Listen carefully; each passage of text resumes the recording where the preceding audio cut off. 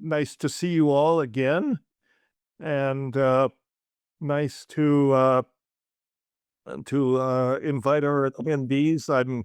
I'm very happy that we're able to do this. It's been a kind of last minute thing. We've had some glitches. It always happens at the least convenient times, it seems like. So uh, anyway, here we are, and we're involved for some excellent discussions, conversations today. So I want to remind people, I will just introduce everyone here. But you can look at the invitation on the web, and you can see everyone. So in the upper left there is Dan Levy, Terence's former editor, and I'm on the right, and Tama Starr is in the middle left. Lorenzo, Hagerty, are you serious? And what about Bruce? Is he here? I don't see Bruce yet. Hey, everybody. It's great to see you.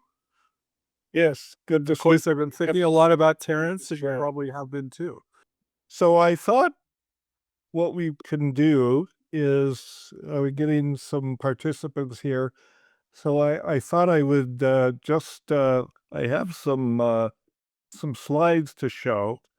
And by way of introducing the topic, I was going to show those and then invite everyone to come in and introduce themselves and talk for a few minutes about their relationship with Terence and what has brought us to this historic occasion. And then we'll have a conversation. And then and then Graham will step in here at some point and be the moderator. So if that sounds like a good idea, we'll go with that. Everyone down with that? Yes, I think that sounds like a fine idea, Dennis. Thank you. Okay. Just as a way of setting context. Now, just as a way of kind of setting the context here. So this is the preface. This is the frontispiece for my book, The Brotherhood of the Screaming Abyss, which is, until Graham wrote his, this was pretty much the reference on Terence's life and our shared life. But Graham's book has definitely taken it to the next step. So this is the original Screaming Abyss, the Black Canyon of the Gunnison, a fairly recent photograph. Terence and I used to visit this in our childhood many times. Here's the main street of Paonia, Colorado, a bucolic western Colorado town that produced some of the strangest people I've ever encountered. So that's something. These are just a couple friends of mine that were good friends back in the day, Robert Peake and Larry Beasley. I'm still in touch with Larry Beasley. Robert passed away, unfortunately, a few years ago. This is my mother and my dad before Terry and Denny showed up. This is my mom in 1955. And if you've read the Brotherhood of the Screaming Abyss or Graham's book, you know what a pivotal figure my mother was in both Terence and my life. And here we are. Some may say the spawn of Satan, but this was at a much earlier age, obviously. But you can still see that Terence has that wild light in his eyes. This is a little earlier, a little later, in our awkward teenage years. And this is my mom's and my father's and Terence's grave in the Cedar Hill Cemetery in Paonia. And then this is Terence, this iconic photo of Terence in the Amazon with his butterfly lamp. And they're on our way to La Chirera in that. And then here we are at La Chirera, having just arrived along the trail from El Encanto, a 4-day nightmarish experience that somehow we did make it. And we were looking for this. We were looking for Verola, this mysterious drug called ukuhe, an orally active form of DMT. And what we ended up finding, and which quickly took over our lives, was this. Psilocybe cubensis, the pan-tropical psilocybin mushrooms, which were everywhere in the pasture at La Chirera. So it quickly rearranged our priorities. Eventually, we published about this. You're all familiar probably with this book. And then flash forward to 1981, when I returned to Peru in 1981 as a graduate student to carry out my ethnobotanical fieldwork. And we went effectively back to the same place. We went up the Rio Ampiacu, which was the sort of the site of the diaspora of the Witoto people. La Chirera is up here. And this is what is loosely described as the devil's paradise, which it certainly was. It was no paradise, I can tell you that. One of the people that accompanied us on that trip, or maybe I should say we accompanied him, was Wade Davis. We happened to run into him in Iquitos, and he joined our expedition. And we went to the Ampiacu in search again of ukuhe, this orally active Verola preparation, which we had not really succeeded in finding at La Chirera. Terence joined our expedition for part of the time. This is him standing under the kubala tree. They were called kubalas. And then on his last day, he was furiously packing these seeds from Verola, getting ready to take them back to Hawaii. And then Terence started this career, which you're all familiar with, and which is probably why you're here, and brought him and his ideas to the world. And this is a picture of Terence, Kat, Finn, and Clea, their son and daughter, at their home in Hawaii on the Big Island. This was about 1985.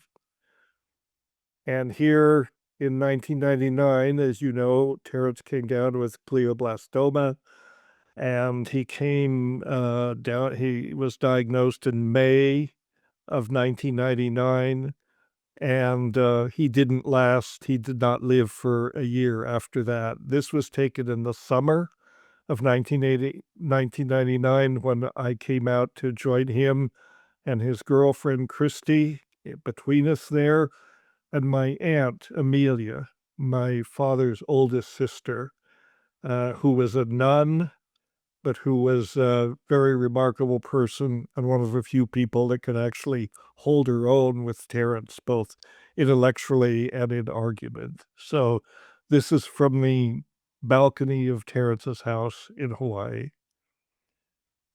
And this is Terence at the volcano in Hawaii. So this is just a way to kind of introduce the concept and talk about Terence. And Terence, well, I grew up with Terence, so I'm the only person that was there. He was actually there before I was, because he was 4 years older than me. And being the little brother, hi, Bruce, I was wondering if you were going to come on. Thank you. Good to see you. Everybody's here now. Terence, those of you who are familiar with Terence must realize how strange it must have been to be his little brother, because we had all these dynamics that go on between siblings, and Terence was the trailblazer, and I was just kind of the 4-year younger brother, kind of tagging along, and then eventually we became much closer. Actually, we became closer after he left home because I had my own room and he wasn't around to torture me anymore. So we became more like intellectual colleagues. That brother dynamic changed, but we were always brothers, and that always persisted. And so we shared, as you know, many of these strange adventures. But certainly Terence was the trailblazer, and I think the world, I don't know really what to say because he was such a complex and contradictory and incredible person, and he would be the first to admit that, the first to um, acknowledge that that's what he was. And so he's rich material for a biography, and Graham has done justice to it, I believe.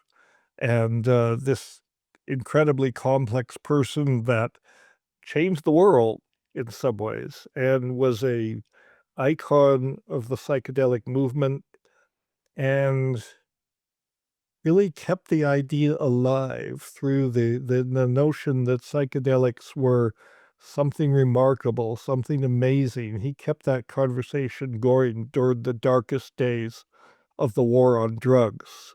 It continued to be current with him, and he was a spokesman, but more than a spokesman, he was a practitioner. He was a stand-up philosopher, as Graham has pointed out, and he brought his philosophy, which was multifaceted, to the world. He had an ability to spin out the craziest ideas in such a way that people actually could take them seriously. That was, I thought, one of the most remarkable things. For example, just as a trivial example, this idea that mushrooms, the psilocybin mushrooms, were from the stars, that they were extraterrestrial. Well, no, they're not. I mean, they fit far too neatly into the phylogeny of earthly life. But it was a fascinating romantic concept. The content that they let you access, that they bring forward, may seem alien, but the mushrooms are not alien. The earthly biosphere is perfectly capable of originating these mushrooms and this beautiful molecule, which has so many different types of effects, not just in humans. Anyway, I probably talked enough, and I should let some other people say something. I'm going to hand it over to Graham at this point and let other people share their thoughts. Well, yes, thank you, Dennis, for that introduction. And well, I think that well, perhaps I should introduce myself before we have everyone else briefly introduce themselves and talk about their relationship with Terence. Yeah, so as Dennis mentioned, for those of you who don't know, I've recently published the book called Strange Attractor, The Hallucinatory Life of Terence McKenna, which is, I suppose, the first serious biography of Terence, and there it is. And it was an epic production over 10 years, and I suppose that I mean, this is a book that layers the stories of more than 80 people into the narrative, and I suppose the one overwhelming admonition that I had from dozens of people who I spoke to over the course of this project and countless others was that it better not suck. And given that a project like this has, 1,000 ways of potentially sucking, there's a lot of pressure on a biographer of Terence, and that's natural given that it's been 25 years since his passing, and there really hasn't been a serious attempt other than, of course, Dennis's memoir, which is obviously a great resource and was a really important resource for me in producing this biography. But I suppose that my approach has been sort of a combination of Inspector Clouseau and Captain Willard chasing Kurtz up the river. But I'm ultimately no assassin. This is an sympathetic account, but a balanced sympathetic account that is also sympathetic to the stories of dozens of people who've related their stories for the first time, and how Terence was integrated into their lives. And we have today with us several folks who approach us from such a vast range of talents and input, and who Terence had relations with in various ways over the course of his life. And I should also say that I never met Terence. And my introduction to Terence was essentially, hearing his voice whispered into my ears in various states of discombobulation on dance floors worldwide, in the context of Terence being, sampled in psychedelic electronica. And so I suppose my introduction to Terence was kind of novel in that respect, and sort of removed from who he was as a person, because I was exposed, as most people are these days over the last 25 years, to and before he even died, to this vast archive of recorded material that he left for us. But that's not necessarily his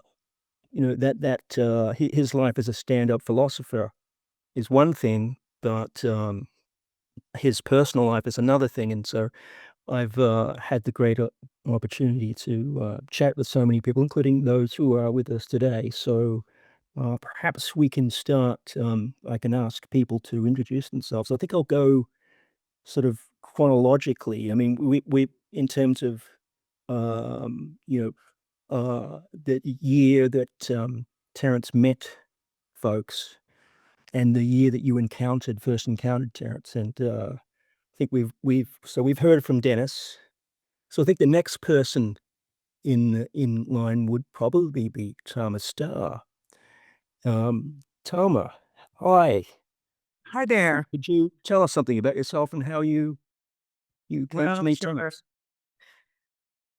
Well, I was a psychedelic yogi on Maui in the late 60s, and I met a lot of people who were my caress was involved with Terence one way or another. So when I finally met him in 1972, it was because we were connected by so many threads of shared friendships and lovers and ideas and this and that. Um, in those days, before we had social media, we had connectors. There were people who seemed to know everybody. And so that's how Terence, who was incidentally almost my birthday mate, he was just 4 days younger than me. So we have a very similar horoscope, except he had Moon in Virgo, despite his claims that he was a triple Scorpio. That was just sort of a dramatization on his part. But we met in 1972, and we stayed friends for the rest of his life. We would pull many all-nighters in New York when he was in town on his psychedelic philosophy tours, and we argued a lot. I didn't feel that enough people stood up to him and challenged his ideas. I'm sure there were many more besides me, but he had so many followers, I thought he deserved to have more interlocutors. So we had that kind of friendship. In 1987, he invited me to be in his Living in the Imagination conference at Esalen, where I met more of his circle, including Ralph Abraham and Nina Wise. And it just became one of those friendships with circles that I just had ripple effects on people's lives. So it was a great privilege to know him and lots of fun. And I loved the man, so I'm delighted to be here today. The occasion of our meeting was that he appeared at my apartment to tell the story of La Chorrera, where he had just returned from after his great adventure with Dennis. Maybe it was his second trip, because this was November of 1972. And I see by the list of attendees that one of the people who is listening in on this webcast today was at that event in 1972. And doubtless remembers that whole story, because who could forget it? And when Graham came across that tape, he said this may be the earliest recording of Terence. So I was very pleased to contribute that little tiny piece of, what do you call it, McKennayana, to this scholarship. I later became a businesswoman. I ran the company that built neon signs in Times Square and lowered the ball on New Year's Eve for 25 years. Doubtless my background helped me be a better business person, among other things, of course. And now I'm retired and I live on Maui. And I am a full-time writer. I've published books and essays and op-eds and stories, and I am doing a novel in which Terence appears as himself. So that's my story. Back to you, Graham. All right. Thank you, Tama. We will circle back to you, and because I'm sure others are intrigued about that novel, so we'll come back to you. I think next in the chronology would be probably Dan Levy. Hello, Dan. Hi, Graham. How are you? Hello from the East Village in New York. I'm a native Californian. I grew up in Los Angeles. I've lived in the Bay Area a couple of times.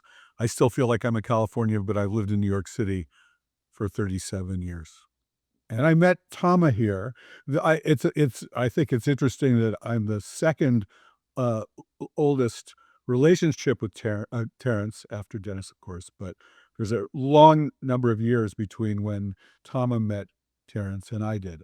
I first heard about Terence before I met him in a corporate meeting room with the president of Banana Republic and the creative director of Banana Republic, Mel and Patricia Ziegler. And I was working for them, and they were quite visionary for corporate executives, and they would entertain visitors. People would somehow, they would hear about, somebody would let them know about somebody they really, really ought to meet.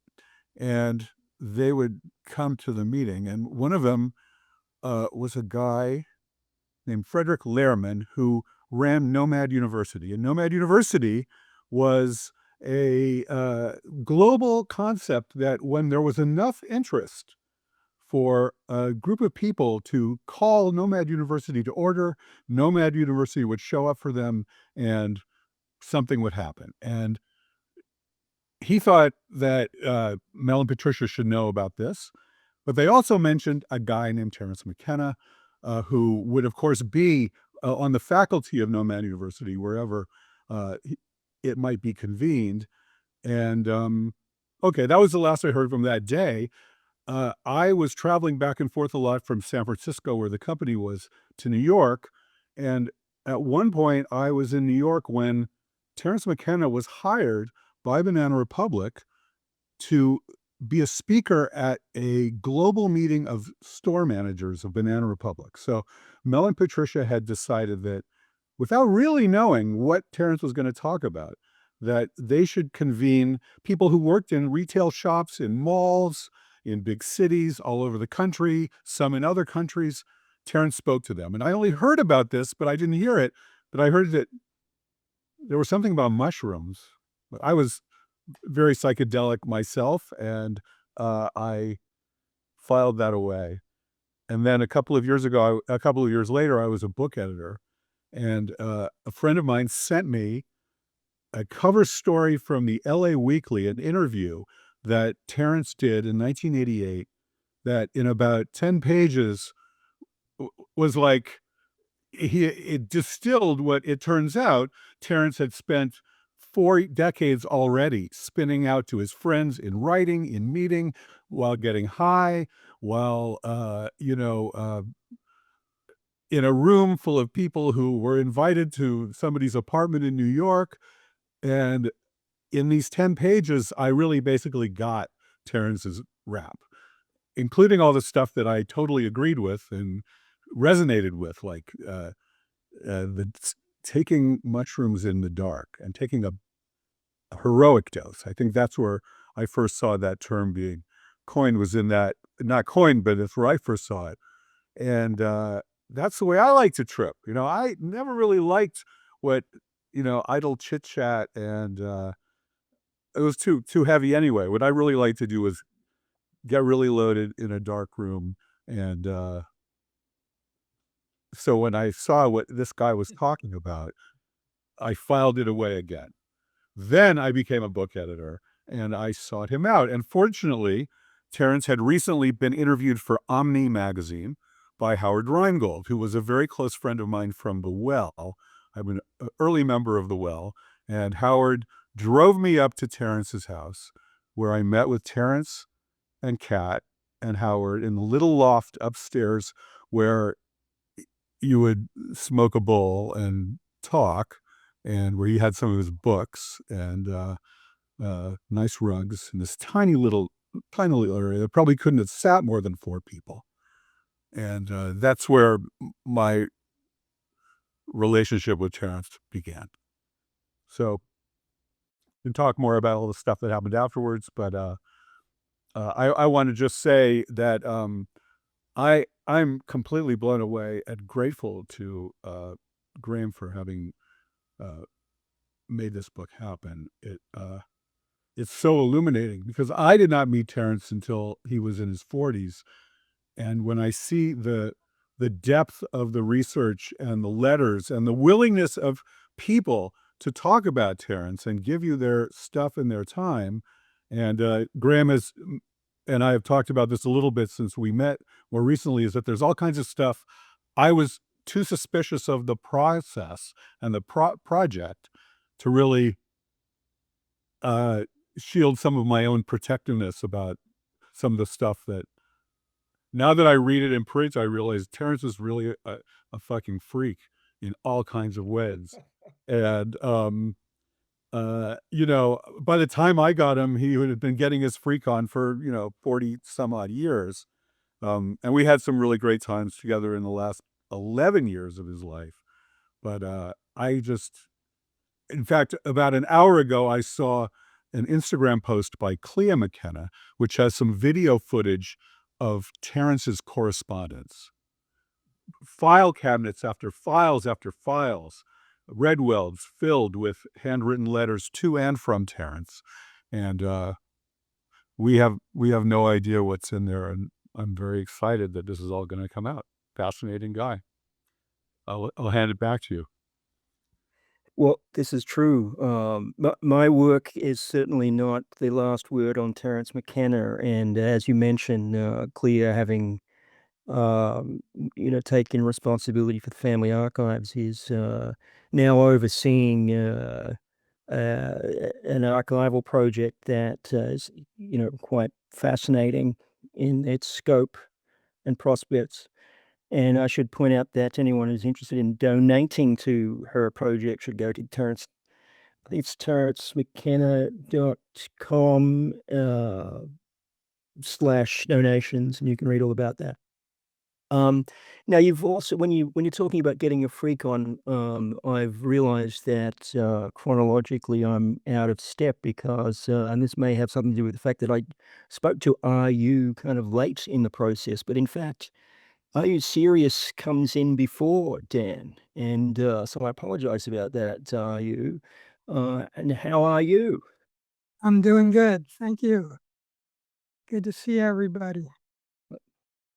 So, I came out to Northern California in 1982 at 30 years old with the intention of starting the neo psychedelic wave.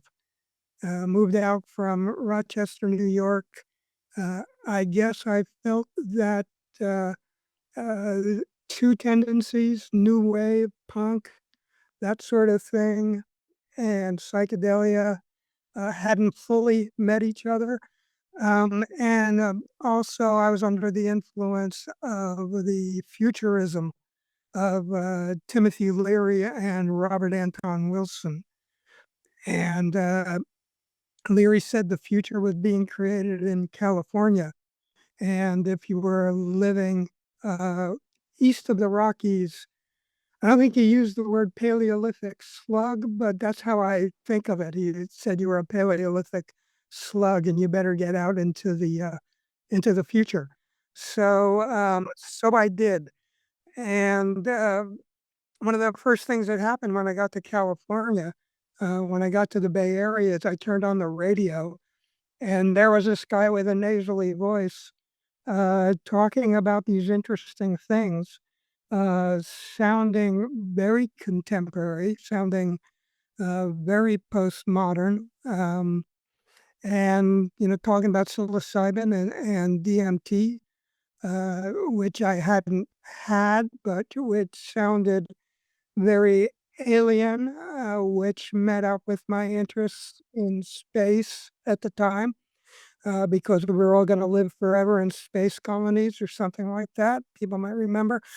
Um, so, so there was Terence saying all this interesting stuff, and what the generally called Earth coincidence control must have been working overtime because I was sitting in this in the living room of a relatively bland Mill Valley sort of New Age household when there he was, walking out into the garden with some of my housemates who I refer to as psychedelic Krishnas.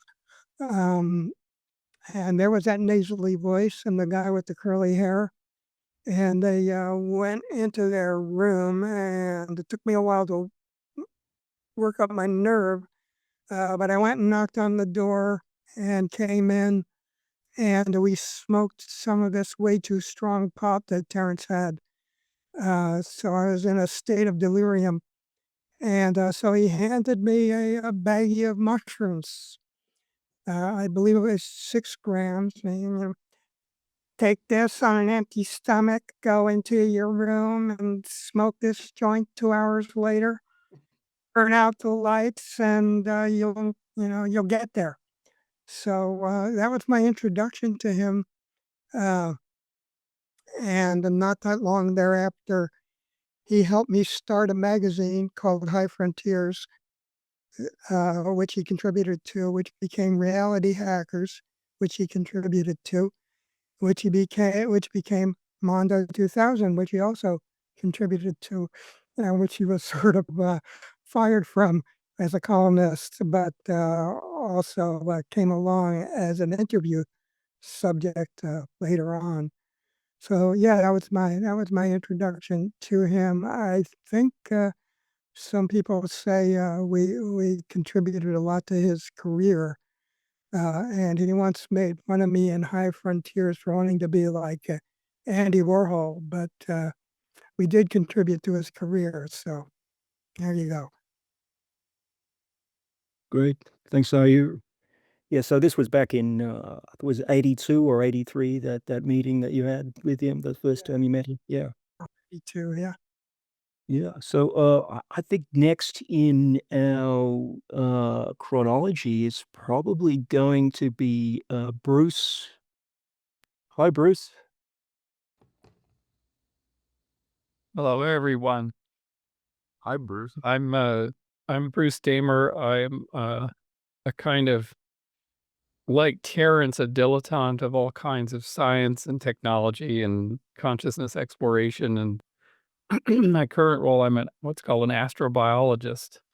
And I work on the question of how life began on the Earth about 4 billion years ago, doing chemical experiments next to bubbling hot springs. And this leads me way back into the late 90s when, in 1997, a friend of ours was running a laboratory with big projection screens around a central kind of a booth at a company. And they were projecting a virtual world called Traveler. And Traveler had big heads that would lip sync voices. And when we went into this sort of cybarium, there was Terence's voice coming out of an avatar. Now, it was a recording, but it was the most ethereal kind of strange thing. And my friend said, "You got to meet this guy." And he introduced us around sometime in 1997. And I had been hosting conferences on virtual worlds. I'd actually gotten together the whole community that was thinking of cyberspace not just as web pages with links, but as a space, a place where you had a human face, you had worlds built by users. And Terence turned out he was fascinated by this. In fact, it was an invisible landscape built by code, by language. So this was fitting right into his sort of, philosophy or his approach to the construction of reality. So we started to have these dialogues. Sometimes he would be talking about me on the Art Bell show, and we would talk about the work we were doing at Digital Space, which was my company at the time. We finally got together in 1998. So this is really close to his end. He came here to Ancient Oaks Farm, and I plopped him down in front of a big 24-inch monitor and put him into these virtual worlds. And he came along. His friends were joining were Finn, his son Finn, and Ralph Abraham, who I'd known for years in Santa Cruz. And then we made a commitment that I would go to Hawaii and stay with him for a week at the house, and we would try it from there. So he called it the Virtual Alchemical Powwow. And in February, so part of the deal was I would introduce him to cyberspace and see whether his fans, and he could actually appear as an avatar in cyberspace for his fans. So he didn't have to get on all these jumbo jets. And as he told me, fly on jumbo jets from Hawaii to speak to rooms with 40 people. Because the audiences were so sort of rarefied and specific in a lot of cases. And he was getting tired, actually, of that. So we tried to do this experiment on his satellite, on his dish, his high intensity military grade, which Sharon thought was very fun, dish from the top of the house all the way to Kailua Kona, where he was getting like a 40 megabit connection to his hilltop, this pyramid, this kind of hexagonal house, 3-story house. And it was a fascinating week, and it worked. And what he had done prior as part of our deal was he would gateway me into hyperspace. So, like Are You Serious? I was provided through channels a big bag of mushrooms.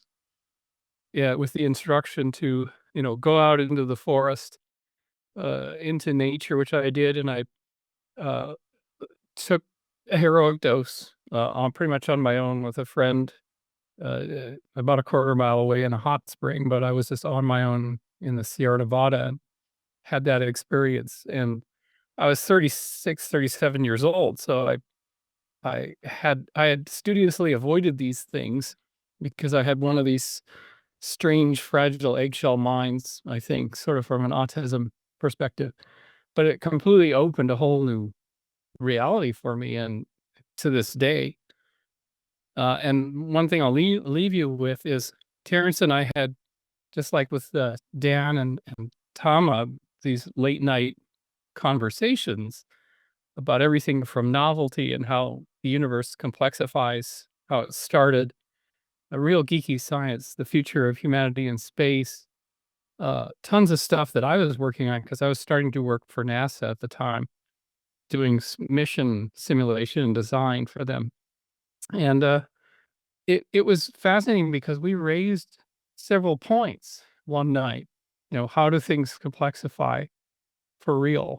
From the chemical physics basis, how does information arise?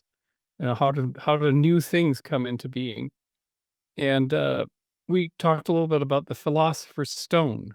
This idea from alchemy that there was an object that could transform things, transmute them, and notably, lead or base metals into gold or more valuable metals, but also in terms of Paracelsus and other thinkers at the time, animate dead matter or inanimate matter into the living world, the spirit of life.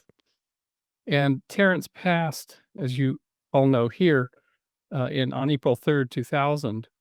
And we had one more event honoring this man, at least from the community standpoint, in September 1999 in Kailua Kona. It was called Alchemical Arts. It was sort of in some ways a bit of a takeoff on the alchemical virtual powwow.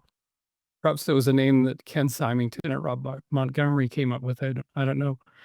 But that's when most of us got to say goodbye, because the prognosis wasn't good for glioblastoma multiforme at the time, and Terence was bravely soldiering on.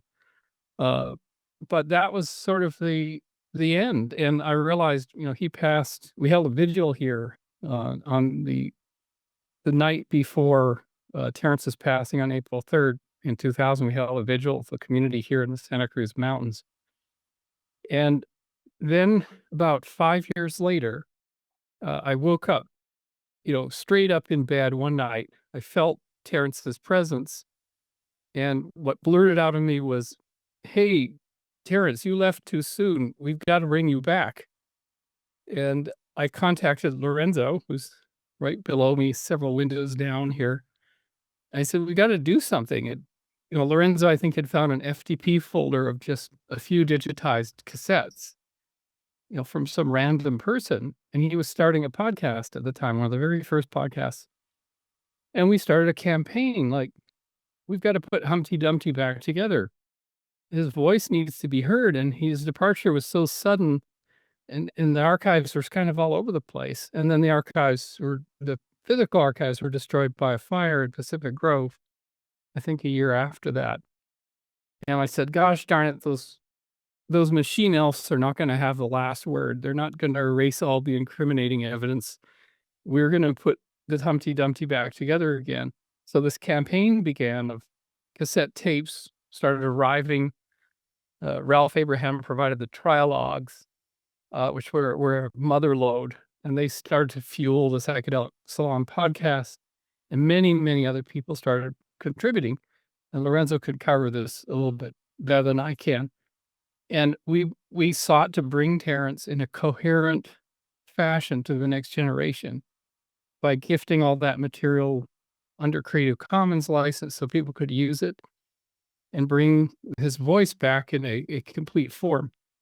I'll just end this long diatribe by saying that the discussions we had in the late 90s led me to pursue a career in novelty, in the formation of novelty. And in 2008, I started a PhD on the mathematical statistical way that the universe stacks up complexity and forms bonds between atoms. We did a 2-year simulation run to generate the formulas. And then that led into my work with Dave Deemer at UC Santa Cruz on the hot spring hypothesis for the origin of life, using wet-dry cycling in hot spring settings, which were informed by an ayahuasca vision. No surprise. So I brought my science to psychedelic space to test it and develop new ideas, which led to breakthroughs both in the science in the lab, but also in chemistries in all over the world, from Kamchatka in Russia to Rotorua and Yellowstone National Park, where we got protocells to form in little slide trays containing RNA polymers. So it was a huge breakthrough. And I sort of trace back these conversations, like the questions Terence asked about the philosopher's stone, the transmuting medium, or how does the universe complexify and bring novel things into being, to that night of that conversation. And I dearly wish he was around today, that I could, report the lot of it to him, plus the shape and how psychedelics have played a role in this unraveling of this mystery of how novelty emerges. So I think I'll leave it at that. Thank you, Bruce. Yes, I should say that you have done a significant job in assisting preserving Terence's legacy, and you've provided a nice segue here to Lorenzo, who's been doing that very thing. Hello, Lorenzo. Hey, it's so nice to see you in person, more or less, Graham, after all the emails exchanges while you're working on your book. And I have to say something interesting here. Although I'm the oldest person here, I was 55 years old when I first heard of Terence McKenna. And so old dogs can learn new tricks thanks to the magic of Terence McKenna. And I learned about him through Mondo 2000 that Are You Sirius just talked about. He was the editor-in-chief of it, and Zandor wrote a great interview with him, and that turned me on, and so I got a copy of Terence's schedule, found out he's going to Omega Institute, went up there to see him for the first time, and in our very first conversation, I was asking these questions, and he says, "You need to go to Palenque." And he handed me this card from Ken Symington, and I noticed it had 2 weeks there. And I said, "Well, which week is best?" And he kind of twinkled and he says, "Well, it kind of falls apart that second week." So I knew I should probably go to the second week, but I went to the first. And but at the Omega, I made the recordings of that. It was the Novelty series, and Into the Valley of Novelty series. And I think it's the only recording of it. And I got the 2-hour recording of him and Ralph Abraham that did a 2-hour thing on the World Wide Web, which this is in 1999 or 98. So, it was pretty novel at the time. And so I had those recordings, and that's what I started. And so I was running out of things, and so I got a hold of Bruce. Now, how did I know Bruce? Terence introduced me to Bruce at the All Chemical Arts Conference, the one that Bruce just talked about. Terence said, "Hey, there's a guy you got to meet here," and so Bruce and I have been long-standing friends since then. So Terence has played a big role in my life, and I won't go into any. I've had several other actions with him, but I want to use this time just real quickly to mention that I have now collected over 300 recordings of Terence, and they're all backed up on archive.org, SoundCloud, Spotify, and iTunes. So they're adding almost all of the recordings you hear of his, or probably 90% of the recordings on YouTube are copies from the salon. And I have never even used Google Ads services on my thing. It's been totally free the whole time. And I don't collect information. Graham, or not Graham, yeah. Anyhow, my site is not sticky. I don't use advertising. I don't track people. I don't take emails, because the people need to hear Terence. And in that light, we were talking last night about going forward.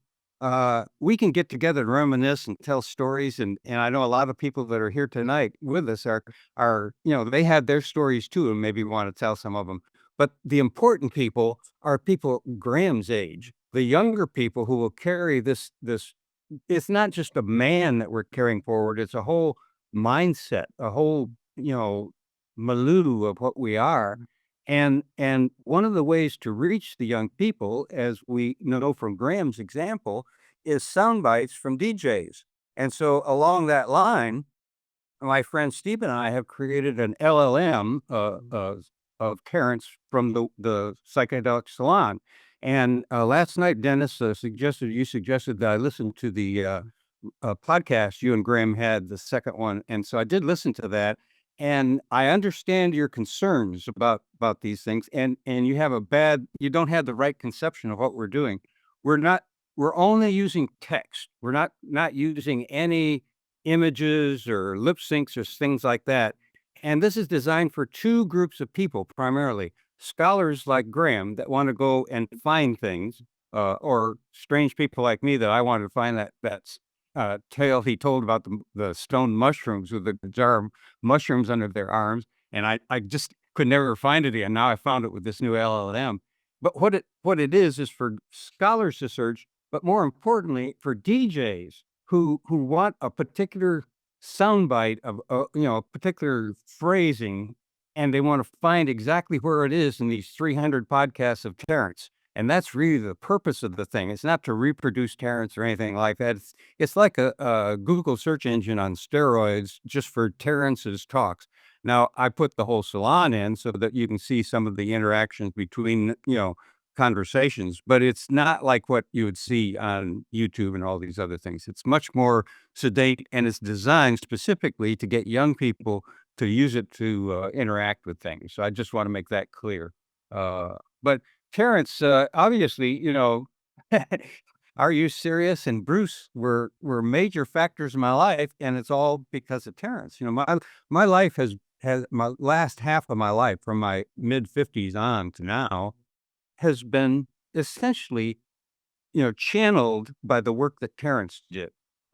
He really made a nice swath through the psychedelic community to where if you stay in the McKenna channel, you're going to hear all of it, all the stories. And in fact, I have one just this morning. I do 2 weekly live salons, and one of the people that's a regular there is Rio Han. I don't know if you remember him, Dennis, but he was the captain of the Heraclitus in the Amazon. And he told me that to get on the Heraclitus at that time, there was an application process, and he still has the application where Terence, for occupation, Terence says he was a ornithologist, bird watcher. I can't pronounce that too well, but that's what he put down as his application because he wanted to make sure he got on the boat. So I thought that was kind of funny. And also, Graham, he wanted to thank you for putting his picture in your book. It's in plate 11. It's Terence sitting on the grass talking to the guy, and that's him with his back to the camera. But he wanted you to know that. So Terence is part of so many people's lives without them even knowing it, and it's a small world once you tap into it. And Dennis, I really want to thank you for putting this together, but more than that, for writing your book. That was just marvelous. That was just beyond belief. The brotherhood and the screaming abyss. I've read it twice, actually. Thank you, Lorenzo. I appreciate it, and I want to say also how much I appreciate all of you remarkable people taking time to come and be present for this event, which I think I want to honor Graham's work, and, it reflects so much scholarship, nearly 10 years of very hard work, toiling in the cyber dungeons, and this is an amazing book. If you've read it, I assume all of you've read it. If you haven't, go get it, read it. Well, I don't have to tell you, we wouldn't be here if it weren't for this book. I did want to mention a couple of anecdotes I'd like to tell. One of them is about Dan. And I didn't know Dan that well when he and Terence were working on the publishing, but he really surfaced in my life as an important figure. He is the person that placed the phone call in May of 1999 that told me that Terence had been diagnosed with cancer, or that there had been some event that he'd had a seizure and so on. I got that phone call, not from Kat, not from any of Terence's relatives, but it was Dan that let me know about that. So thank you for that, Dan. I didn't know that. Well, the next day, forgot. Thank you for telling me that. I'm amazed. yeah, as soon as I heard it, I was on the plane, and you were already in Hawaii. So we had some very interesting and obviously very disturbing and concerning times. But by the time I got there, Terence had received some steroid treatment, so he was actually cognitively completely together and quite quite happy and joyful, even though he'd just been diagnosed with terminal cancer. The other thing I'd like to thank you for, Dan, is when I was thinking of writing my book, I was in New York for some reason, and we got together, and I said, I think we had a conversation of, can you find me an agent or something? Or you were an agent. And you said, well, there's this new thing happening. At the time it was new. It's called Kickstarter. And you suggested, why don't you try a Kickstarter project? So I did. I put it up there, and that was a wonderful idea because it gave me enough support to both, take the time to write the book and travel and visit some of the old places, and then actually to self-publish the book. So that was an excellent suggestion, and I'm grateful to you, and I'm grateful for many of the things you've done, showing up at some of our events and on. And so thank you for that. I also wanted to mention, maybe I shouldn't tell this story, but I have to tell you, Tama, about Terence's story. I didn't really know how you fit into all this. I knew that you were an old friend of Terence's, but the story that he told about you, and this was probably the mid-'80s, your family and you were involved in the company that creates the New Year's Eve ball that falls down on New Year's Eve in Times Square. That was your company, as I understand it, your father's company. And the story that Terence tells about you, and again, we have to remember that Terence is a veteran bullshitter, so I don't know how much of it is true, but the way he depicted you as you were like a barefoot hippie living in Hawaii, living in very, rustic circumstances, taking LSD a lot and doing those sorts of things.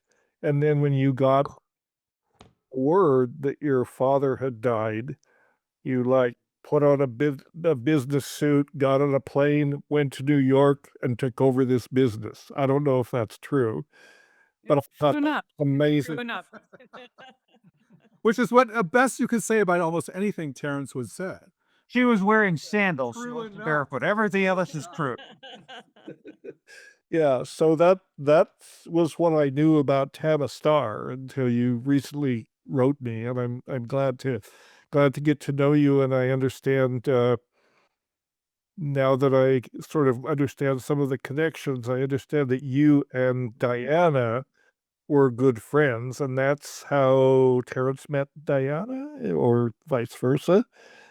And I think that Terence and Diana got together in Kathmandu. in Kathmandu, Yes, and then they traveled. I had known her on Maui, from the Maui Zendo, where she was living. When the Zendo busted up, she went to Asia and encountered Terence, and the guy she was with and the gal that he was with were sort of left by the side of the road, and then they were off to Asia to follow in the footsteps of A.N. Wallace.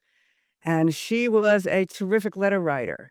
So I had lots of documentation of their life, collecting butterflies along the Wallace line and folding them up in these little cartoons and English lesson books and whatever scrap of paper they had to hand. Graham tells that story nicely too. And then there they are in the sweating jungle, nothing to do but eat LSD and make love. So what an idyll that was until it wasn't anymore. And they split up, and met again in Taiwan and then again in Vancouver because Diana didn't have a word for goodbye. Right. Right. Well, thanks for sharing that background. Yeah, and I understand Deanna has passed on. She sadly died in an automobile accident or something like that. I met her a couple of times. She was a lovely person, and so it's very sad. And can I just add there, this was something that sort of links to what I was going to ask Tama, is that you mentioned you're working on a novel, and I understand that that is based on Diana or Diana, Diana. and that involves to some degree her, relatively brief, I imagine, in the context of her entire life, encounters with Terence. How far along are you with this novel, and when can you tell us a little bit more about it, and when would we expect to see that? I'm getting near the end. I can see the light in the end of the tunnel. And this has been a project since her mysterious death, which was in 1992.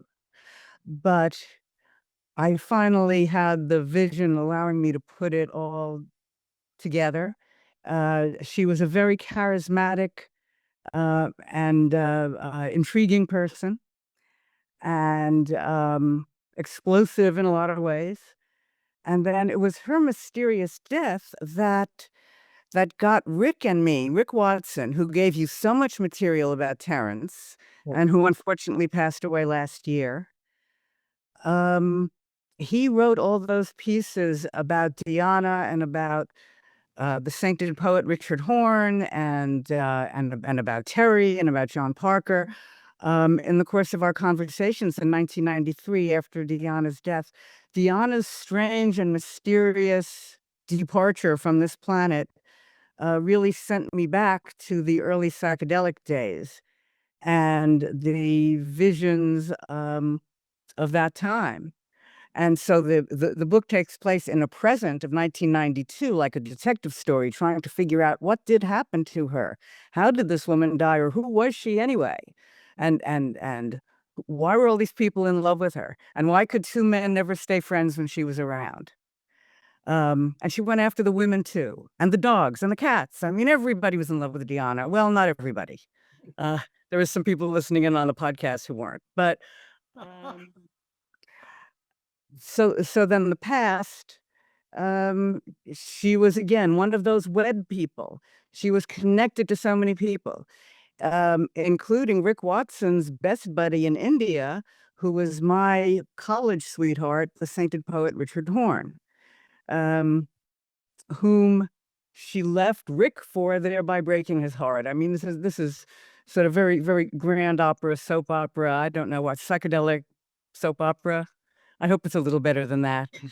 But anyhow, yes, I am on, I'm going to say it, the last draft. Do I dare say that? Does anyone want to advise me not to say such a thing? As your attorney, I advise you not to say that.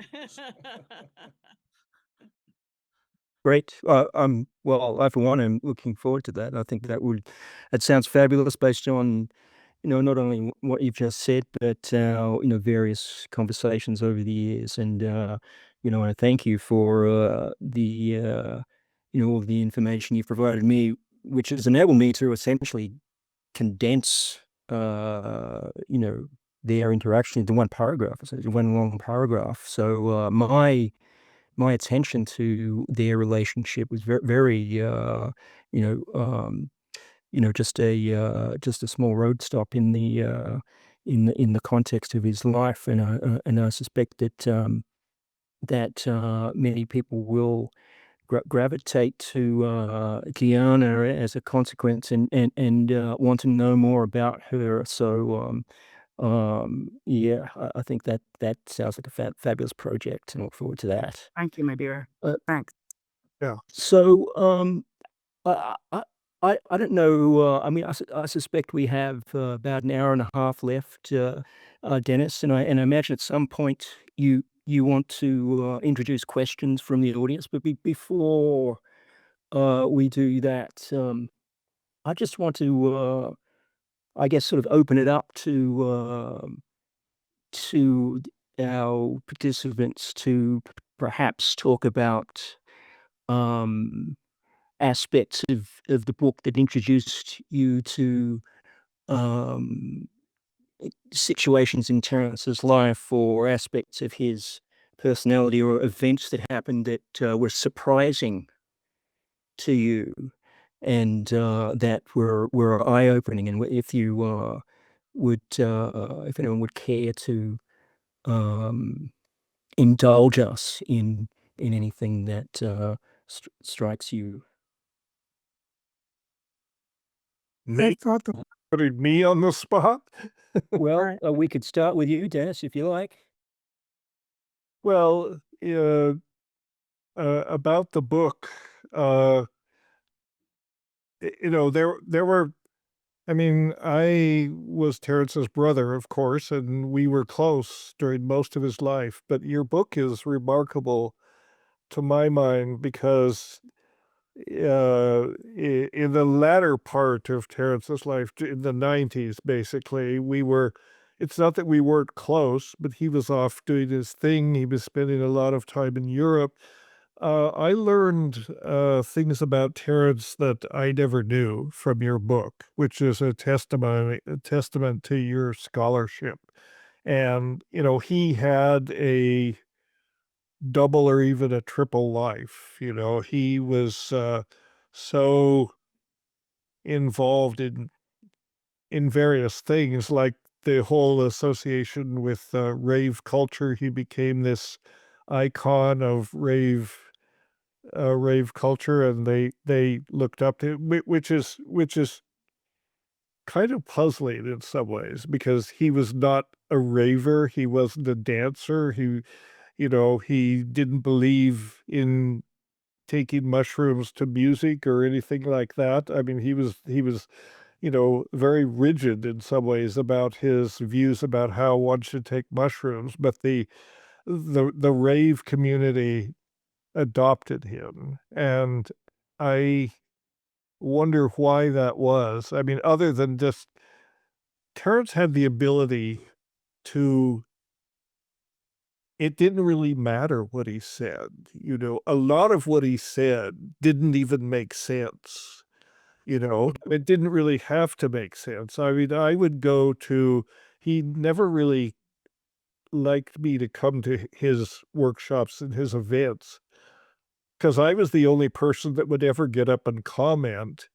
Everybody else I mean, in the intimate events, everybody was so loaded on cannabis that they couldn't say a word. But even in the public events, people would never stand up and say anything. They would just sort of take it all in because what he was producing was not necessarily intended to be believed. It was a riff. It was like poetry. It was that, and if I was at his events, occasionally I would stand up and say, well, what you just said didn't make any sense. And it contradicts what you just said 20 minutes ago, which didn't make any sense. What an annoying little brother thing to do. Goblin of small. Maybe you should have talked to him about it later. And he would just sail on. So I guess it's a talent. I think he was not talking to be believed.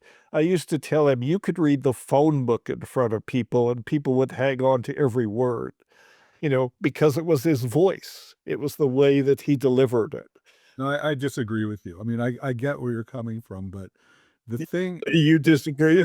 yeah, I do, which is not to say that Terence wasn't full of shit about stuff and wrong about stuff. Of course. We knew it, we know it, and he would cop to it constantly. But the thing that people related to was not the sound of his voice and that he could have said anything.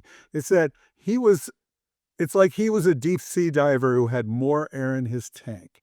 And he could go deeper into the psychedelic experience and bring back language that we resonated with because we knew it already. We just never been able to put it into words. Yes, that's true. And Terence, if nothing else, was the person who made effable the ineffable and taught other people how to do it. I feel like I have learned so much about how to rap about anything or talk about anything by seeing the way he knew how to make language visible, by telling the story in a coherently narrative way so that he built a more and more vivid picture in the listener's mind of what he wanted to say. And this is what his brilliance was. And that's why people liked to go hear him speak. And it wasn't because he could just say any old thing with a tone of voice. It's that he was talking about stuff we already knew it. We had gotten it on the radio waves in one way or another already.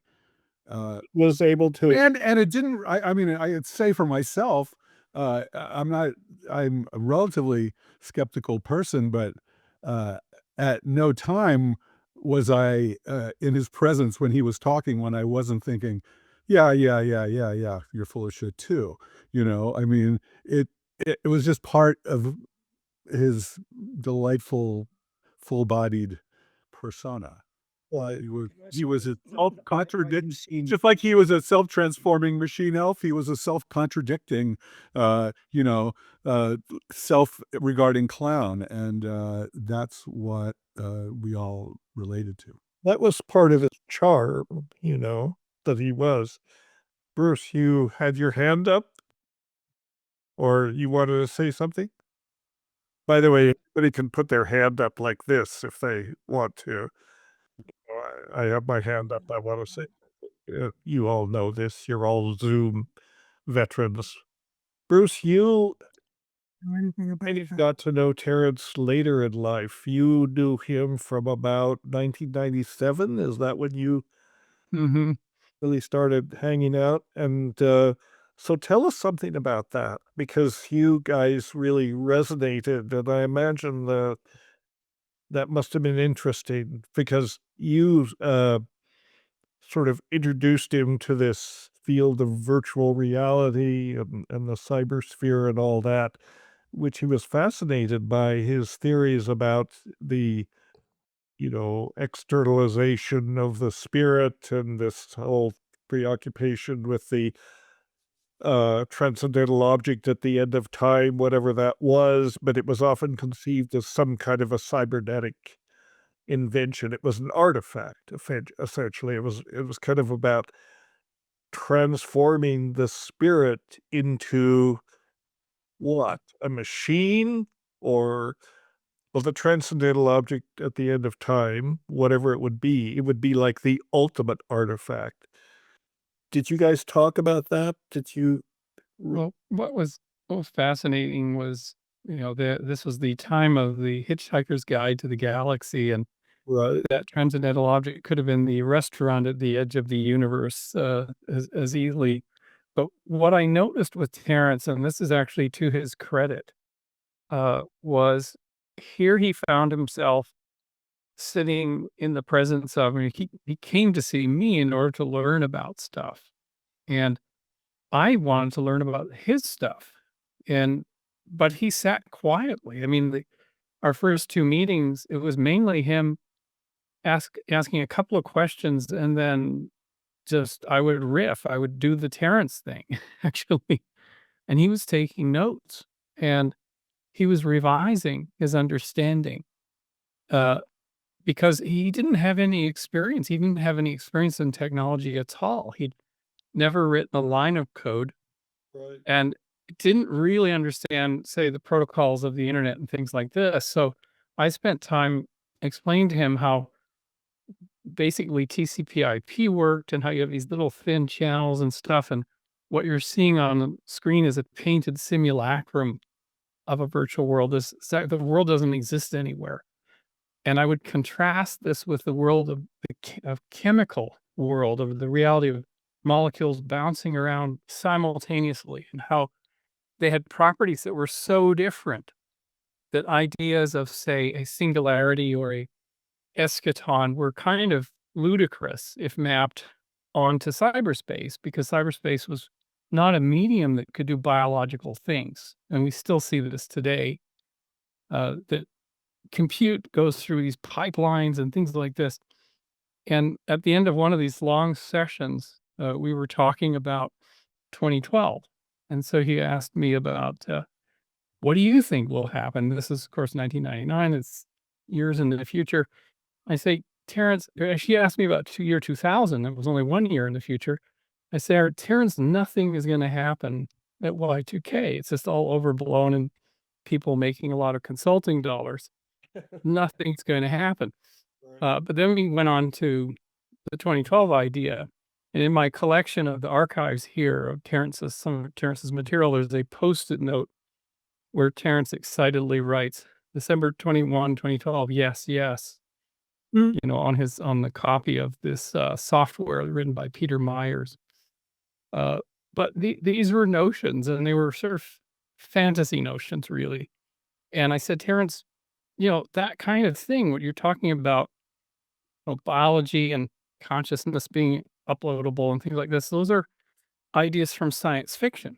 They're from Bernard Vinge and all these things. And we both read Omni magazine, and but they actually weren't realizable.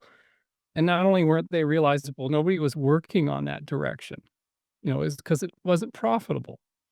We see this today with what has emerged in AI, which is useful tools. It's not the general concept of consciousness in cyberspace. It's so far from that.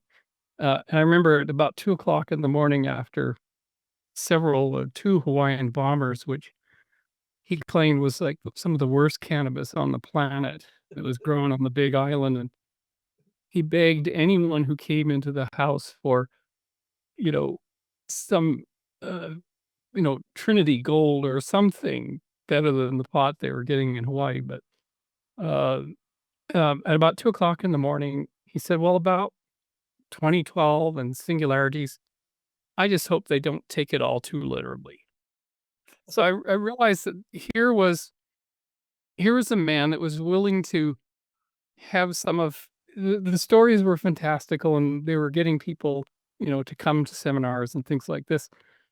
But when challenged, he was quite willing to say, and often what I loved about Terence is that he would joke about himself, and Graham can relate to this. He would, talk about the last person on this planet you need to believe is me. And so he would hearken to his trickster performer philosophical gadfly role, with a twinkle in his eye or a wink. So not taking it all too seriously and not taking it all literally in the 2012 thing. Yeah, exactly. That was much of his charm. That's why, he never wanted to take on the mantle of a guru or a messiah. He had enough perspective to be self-deprecating. And like you said, the last person you should believe is me, because he had the good sense to understand these concepts that he was talking about. And the ultimate answer is nobody has the answers. Nobody knows what the hell is going on. And he could admit that. That's why Terence he did not want to be a guru. He was the anti-guru in some ways. And that was certainly part of his charm. That was a big part of his charm, that he said people should think for themselves. You don't find religious figures, you don't find messianic figures or cult leaders telling people to think for themselves. So he was different in that sense. Others will say, think what I tell you to think. Here's the set of rules or beliefs. This is what you should believe. Terence was not that way. And I think that's one of his main saving graces in some ways, that he was not doctrinaire about what he believed. He realized, as any good scientist would realize, in some sense, his attitude was scientific. You as a scientist realize that scientists construct hypotheses about the way things are, but they're always provisional. You never prove a hypothesis. You just can't disprove it, until more data comes along, and then maybe that overturns your paradigm. So in that sense, he was true to the spirit of science, even though he rejected science as a thing. And I'm not sure why. He after La Chirera, he reached a point where basically his reaction was, science will never explain what happened to us. Will never explain the experiment at La Chirera and what's down. So science is useless, you know. And my reaction was just the opposite. It was that, well, even though it's called the experiment at La Chirera, it was not an experiment. And Eric Davis has said, we went to the Amazon and we committed an act of science fiction, which I think is closer to the truth, and but my reaction to La Chirera, maybe that was a way of getting back on my feet after I had this dissociation that lasted many days, but I came away saying, well, wait a minute, we're not scientists. Maybe we ought to learn science before we reject it. And so then I moved in that direction. I didn't exactly study the hardest science. I didn't study quantum physics or anything like that. I'm sure I couldn't understand it, but I studied pharmacology and chemistry and that kind of thing. And, I was not ready to to reject science based on what happened at La Chirera. And Terence was. And maybe in some ways that he did that partly because, well, it absolved him of the responsibility of having to learn science. He could criticize it. I don't have to do it because I don't believe in it, was kind of his approach. Yes, sorry. Yeah, I think those are great points. I mean,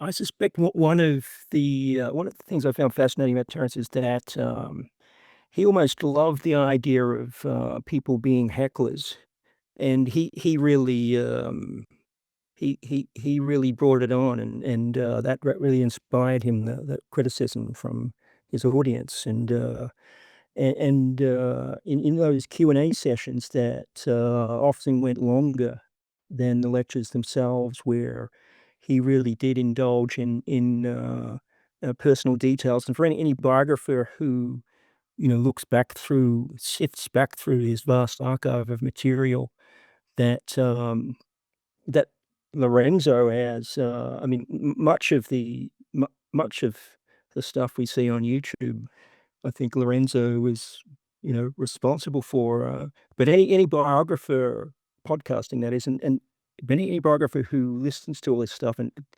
doesn't listen to the Q&A sessions at the end of Terrence's rap will be missing so much of his life, because it's in those really personal forays that he really sort of unpacked a lot of his life for the benefit of us all. And I suspect, there's a lot of masterful bullshit in there, and I know there is. I mean, after all, we're talking about a character for whom it's quite difficult for any biographer or historian to determine where the truth ends and the hallucination begins. And, for a figure that, and just in terms of writing a biographer of such a gnomic figure like this, I mean, we're talking about someone who is, was really pursuing multiple personas throughout his life. I mean, we can talk about someone who was at the same time a freak, an exile, an outlaw, an anarchist, an alchemist, a surrealist, a prophet, a bard, all these things and more all at once, which has proven so challenging for any biographer to really try to nail him. And I'm not suggesting that I have done so, because I don't think, I mean, I certainly haven't written a textbook on Terence McKenna. So, I mean, I understand that there's probably as many authorities as there are people to whom Terence has spoken directly. And so all I can do really is to provide readers with an opportunity to enhance and augment their, existing frames on Terence, because we're talking about someone who has essentially become a phenomena. And I see your hand up. Are you? Tama. Tama yeah, first. Tama Tama has her hand. first. Yeah. Oh, okay. Okay. You asked, it's a very good point about about his self-deprecation. And he was just setting an example. He was not telling people what to believe. But you asked a moment ago for something surprising, and it was not surprising, but something I found jarring was to see him and Timothy Leary in the same picture or on the same stage, because the two were so different. I mean, I guess they were both talking about psychedelics, and that is enough. But from a moral or ethical point of view, I mean, it's really kind to say that Leary was ethically ambiguous, compromised, heuristic, Challenged. challenged, Irresponsible. those sorts of things. And here Terence really had integrity. That was as different as two people can be. So I always found it jarring to see when I was reading Graham's book, how often they made appearances together. Are you? Yeah, it wasn't my intention to talk about my friend Timothy Leary, but I will just say that the link between Terence and Tim was being psychedelic people who are very progressive about technology, being excited about virtual reality. Terence spoke about space migration, as did Leary, as covered in Graham's book. There was a transhumanistic aspect to what Terence spoke about, which that term features often in Graham's book. And in some sense, Leary really started transhumanism, which is certainly ethically problematic in ways that might relate to what somebody was saying before about the idea that the notion of uploading ourselves into digital space and leaving behind biology is absurd, which I think Bruce was talking about that and about the practical uses of AI. But if you're in Silicon Valley among the tech bros and among a lot of the very extremely crazy ruling class people, they actually believe that. And they are sucking up the energy of planet Earth, and they're boosting the oil industry so that there will be enough energy to create extreme forms of artificial intelligence, presumably because they've given up on the plausibility of continuing life on Earth. And they don't think they can get into space, so they're going to get themselves sucked into digital space, and from which we can possibly drag them into the cosmic garbage can. But actually, what I had wanted to say is I wanted to talk about Graham's incredible use of language, and that was a match for Terence's use of language. And I don't think Terence ever really got his beautiful spoken language into the text of a book at that caliber, and this book kind of makes up for it.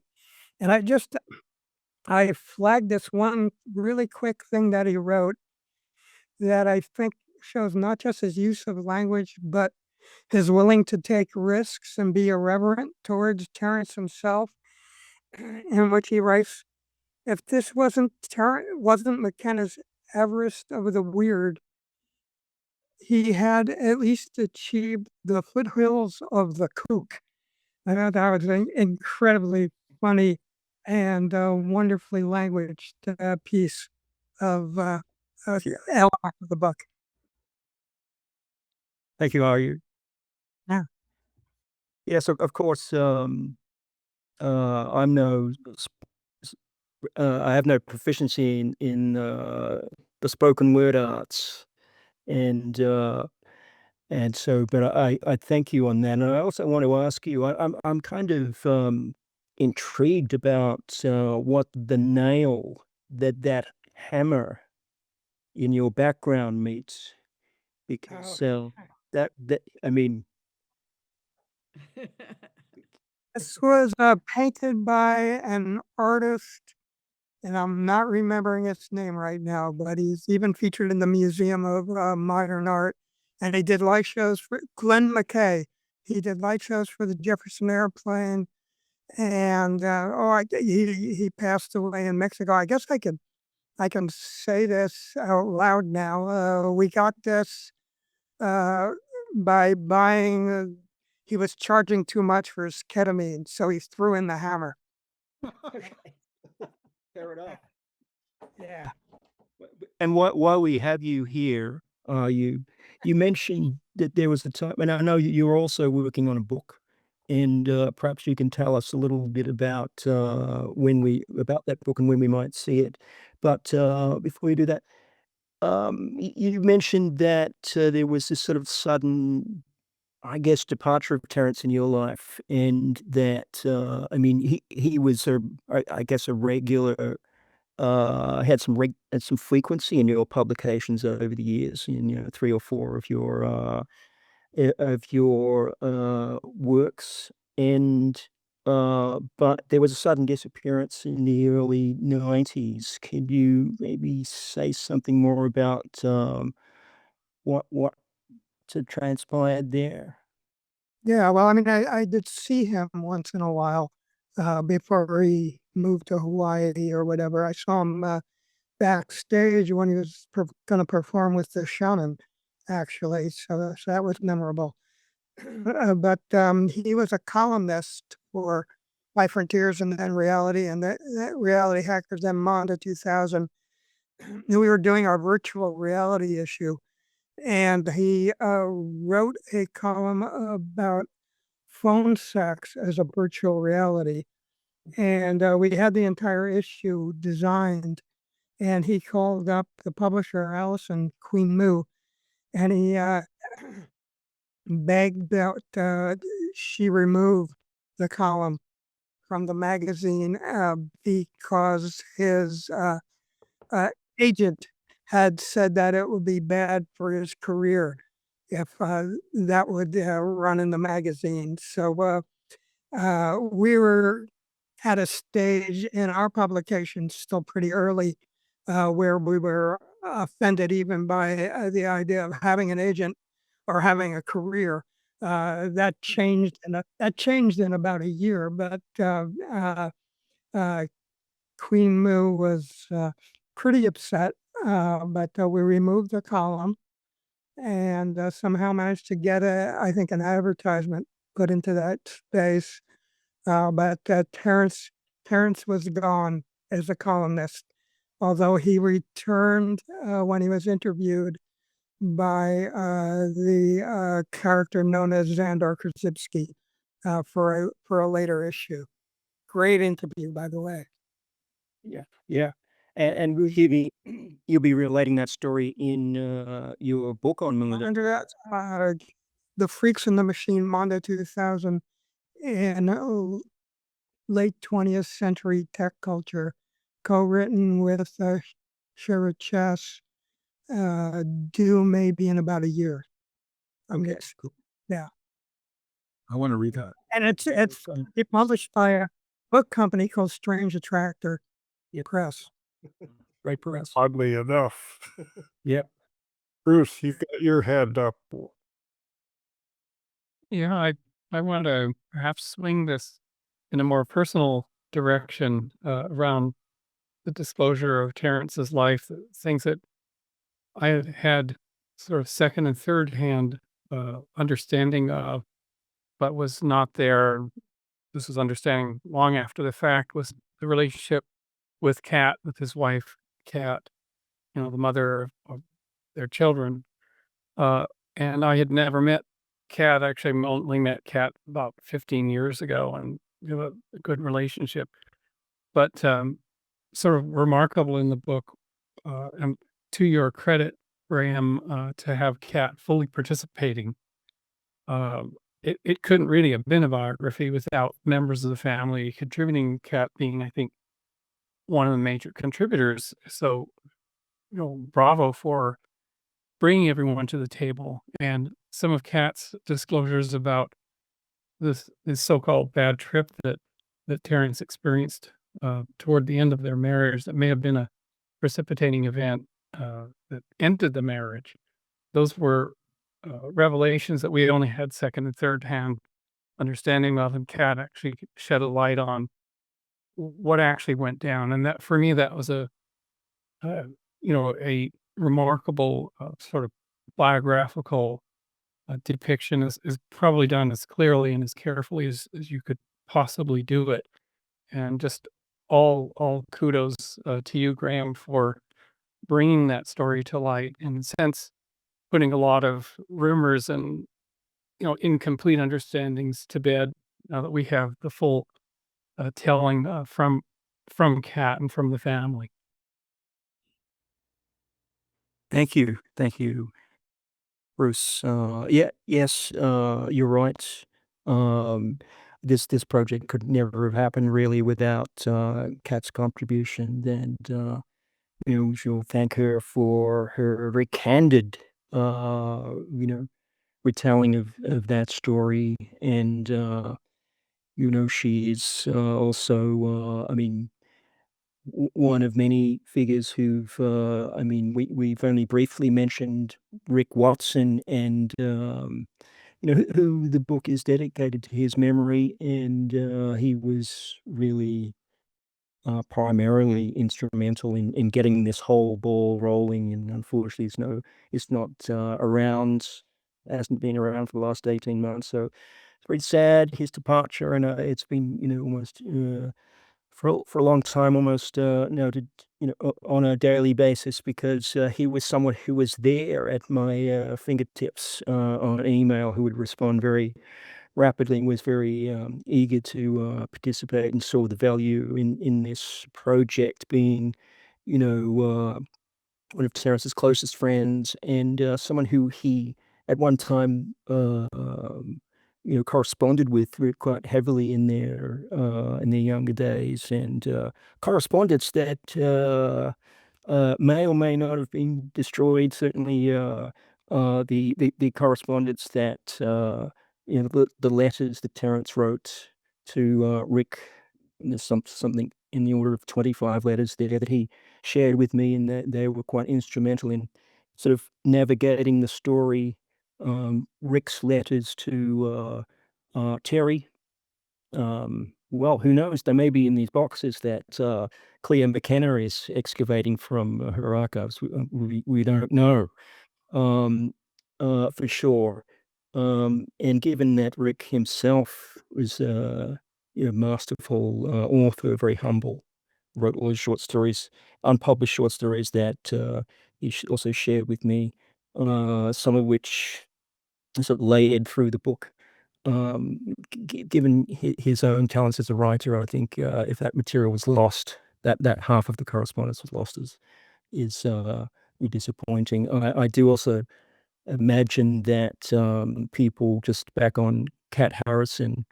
I would hope that people would pay more attention to her life, independent of her ex-husband, and so I imagine her that when I know that she's working on a memoir, so I'm looking forward to seeing that.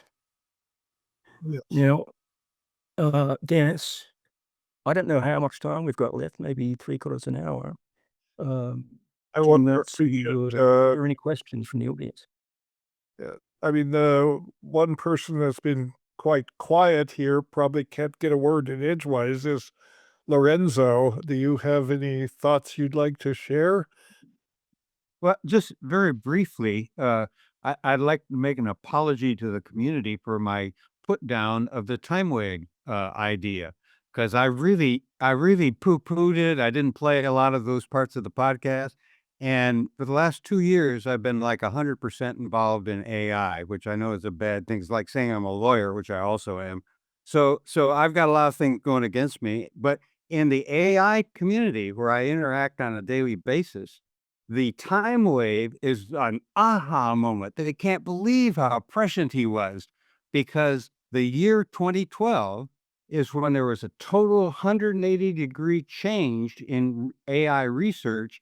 And the whole AI community will tell you 2012 was the hinge year, the pivotal year, the plunge into novelty that has never been seen before. Now, I admit there's probably an AI bubble and it'll all go away or something, but at least there was something really major happened in 2012. And my opinion now is that Terence had some kind of a gut instinct. We know how he had these ideas that came from somewhere, and he couldn't put words around this one. And Bruce has the correspondence where the original end date was in November, I think, and then he got that Mayan thing. But the actual release of the paper that was the stamp that said, okay, we're going to go a different direction, came in the week in between, right in between those two dates. So I think that there's more research should be done about Terence McKenna's time wave in the year 2012, and then what happened when novelty went down below that. He wasn't here to talk about that. And, my guess is he would understand it, because in my 11th podcast, that was 20 years ago, he said humans are an intermediate species making the way for machines. So he had an inkling of what was going on in 2012, is my opinion. Now, I made all that up, and in the psychedelic community, nobody will buy in on that, because it's like Catholics hearing about Buddhism. They've got this Catholic shell they've got to break through. And we all decided the time wave was interesting and fun, but it didn't happen. And I get over to the AI community and they say, my God, how did that guy know this was going to happen? So, I think that Terence reached in directions that we're yet to find out. So here's my 2 cents for tonight. Yeah, that's very interesting that you say that, Lorenzo, because in some sense, maybe if 2012 was a pivotal time for the emergence of AI, in some sense, maybe Terence was right.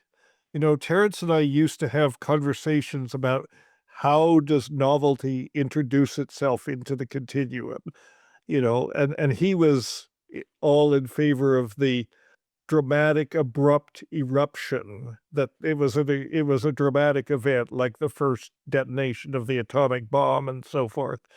But I argued that novelty doesn't burst into the continuum, it leaks into the continuum. And AI is one of those things. And then you don't know, the seed is planted, and then you don't know what the consequences really will be until later. And atomic energy is the same way. You couldn't detonate the bomb until Einstein had the insights, until Fermi did the sustained chain reaction. All of these things had to happen first before you got the dramatic event of the atomic bomb going off. I think AI is that way. I think so. AI is now emerging. I mean, it emerged you say 2012 is a pivotal time, and now everybody's talking about everything it's taking over. And it seems to me, quite dystopian. I'm very leery about AI.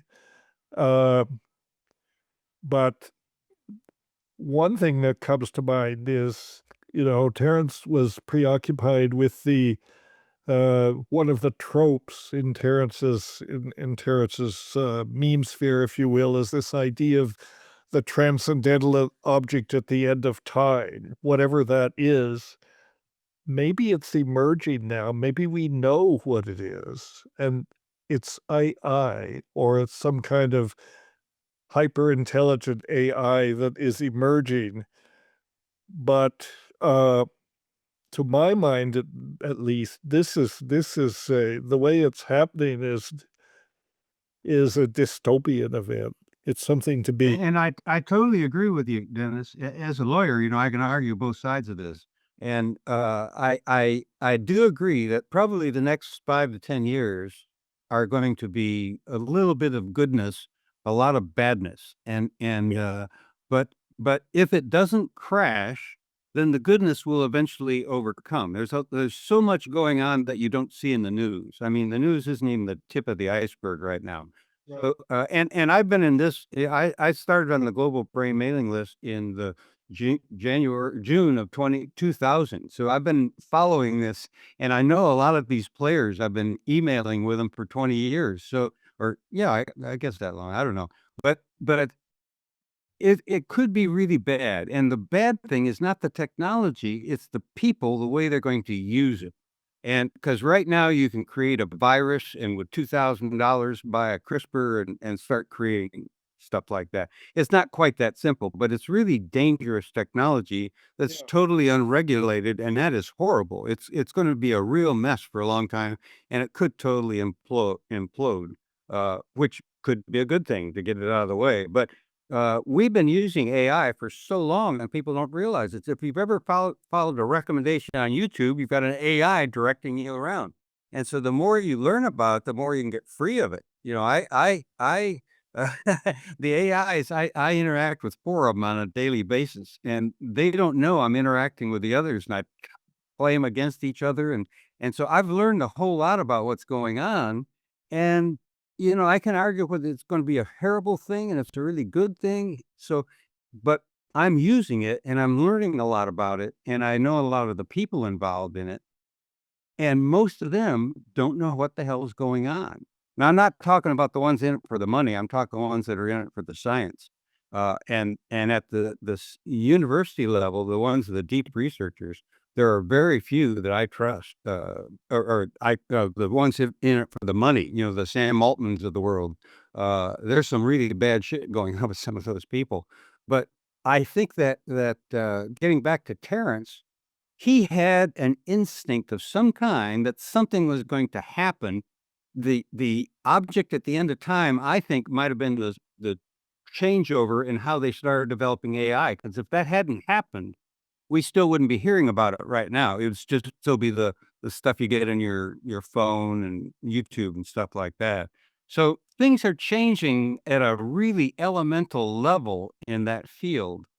And it's important to not just put it down, because I don't think Terence did, and he was really far away from it. He used to, in some of the podcasts, he talked about the people going to work every morning doing the great work, and that was the AI developers he was talking about. So he did have a connection with it, and it's just a real tragedy that we don't have him here today to really get him involved and get his opinion on it, because he's somebody that I would really like to hear what he has to say about it. Everybody would. Quite so. Technology is a two-edged sword, and all technology can be used for benefit or for harm. It's us. It's the choices we make in deploying this technology that makes it good or bad. So we've got 3 people Precisely right. Yeah. with hands up. We should, Graham, I suggest that we let everyone here with their hand up say their piece, and then we should take a break, and then let's open it up to the participants. What do to the audience. Okay. What do you think? I think I saw Dan's hand up. So did you have something you wanted to say, Dan? Dan's hand. Oh, Okay. I just put my hand up a second ago. There were, I think Bruce and you already had it, but I wanted to say something that responding to one of the stories that Bruce told about visiting Terence, because uh, I the thing that's about Terence's living situation in Hawaii is that he was really off the grid at a very inconvenient moment for somebody who's interested in the internet. And the efforts that he made to get himself connected to the outside world uh, really came to a fore with this episode that Bruce was talking about. And I didn't remember that it was Bruce who really assisted Terence in establishing this connection between an antenna on his roof in the jungle, far away, to a office building and an antenna on the roof in downtown Kailua that enabled him to have, and it was truly science fiction. And the way Terence had set up his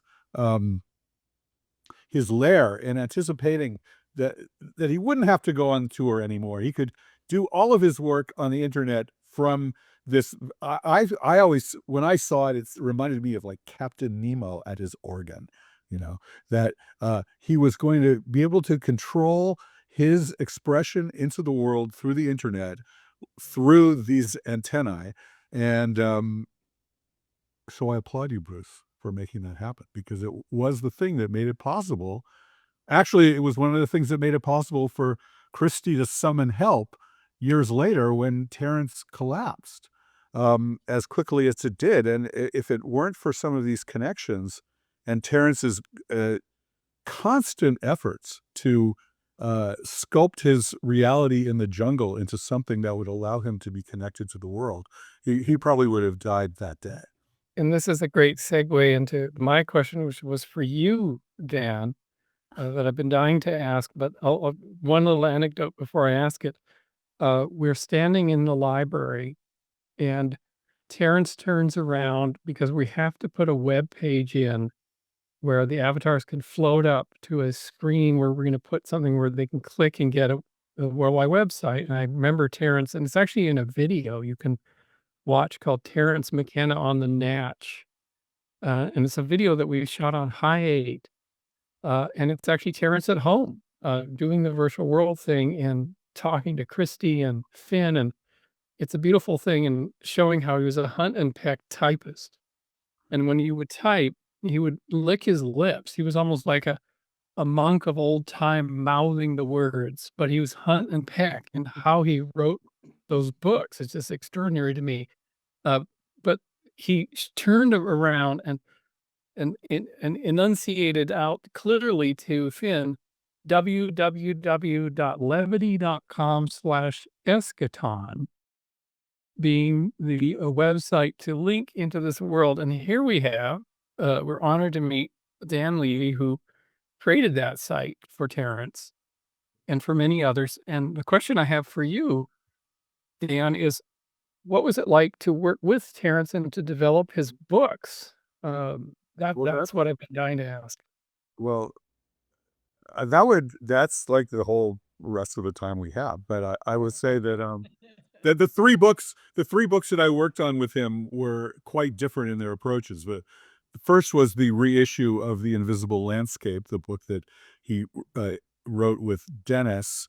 That was basically, I think my great triumph there was that I would manage to convince my bosses to really reset that in type and make it a real thing. And yet I have one of the first editions, and it's beautiful.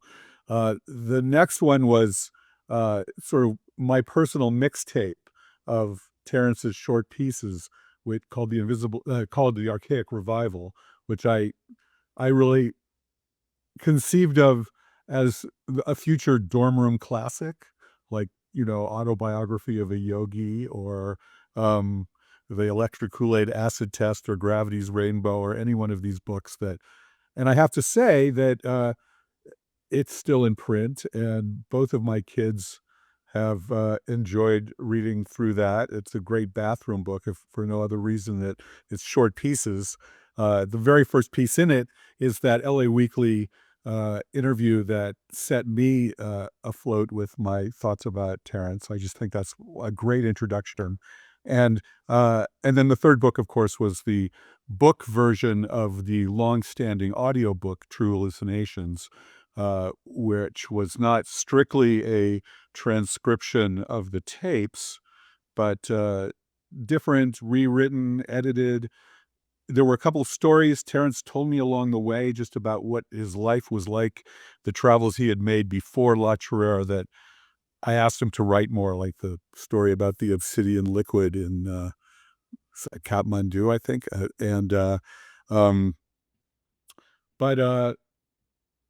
Well, first of all, I have to say that I signed these books when I was an editor at Citadel Press, and my boss somehow discovered before it was too late for him that these books were on subjects that he didn't really want to publish himself. So they got detached and got sent to I had the luck of having stayed attached to those books when they got re-signed by Harper San Francisco, and I edited them for there, and then I got fired. So it was you know, and then I got another job, but it was wasn't the worst thing that happened to me.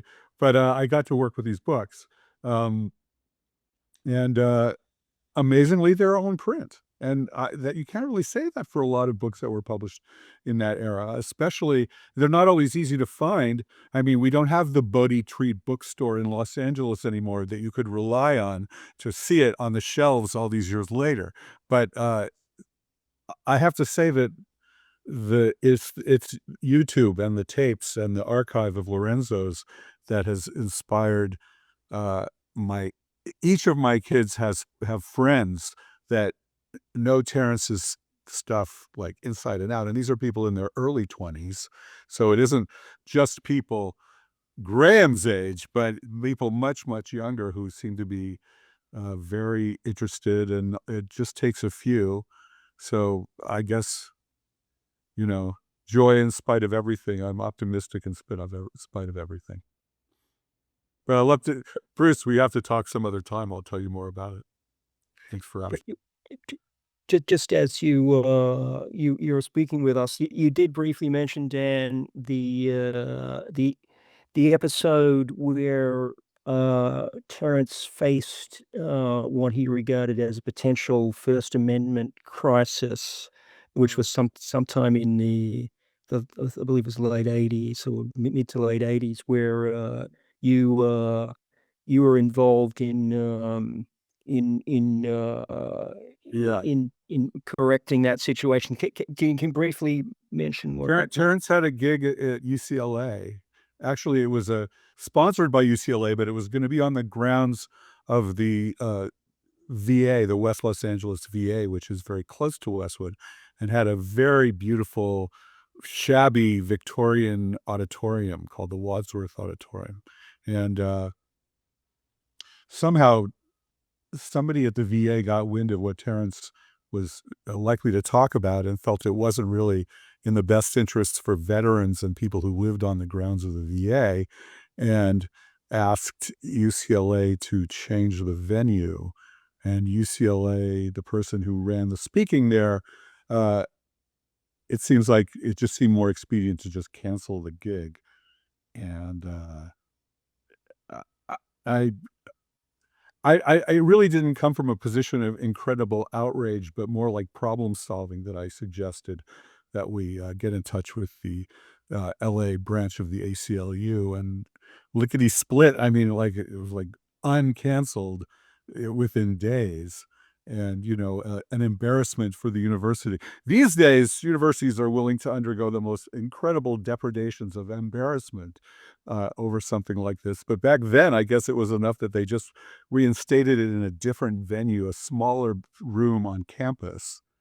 I don't know why I cared so much. I was living in LA, but I think it's because I'm a UCLA alumnus. So But that's what Yeah. happened. It wasn't really a incredible cause célèbre, but it was kind of entertaining to see that you could wield the American Civil Liberties Union, to which I am a card-carrying member to this day, to something just to help your Hey, clients not have so something much. else.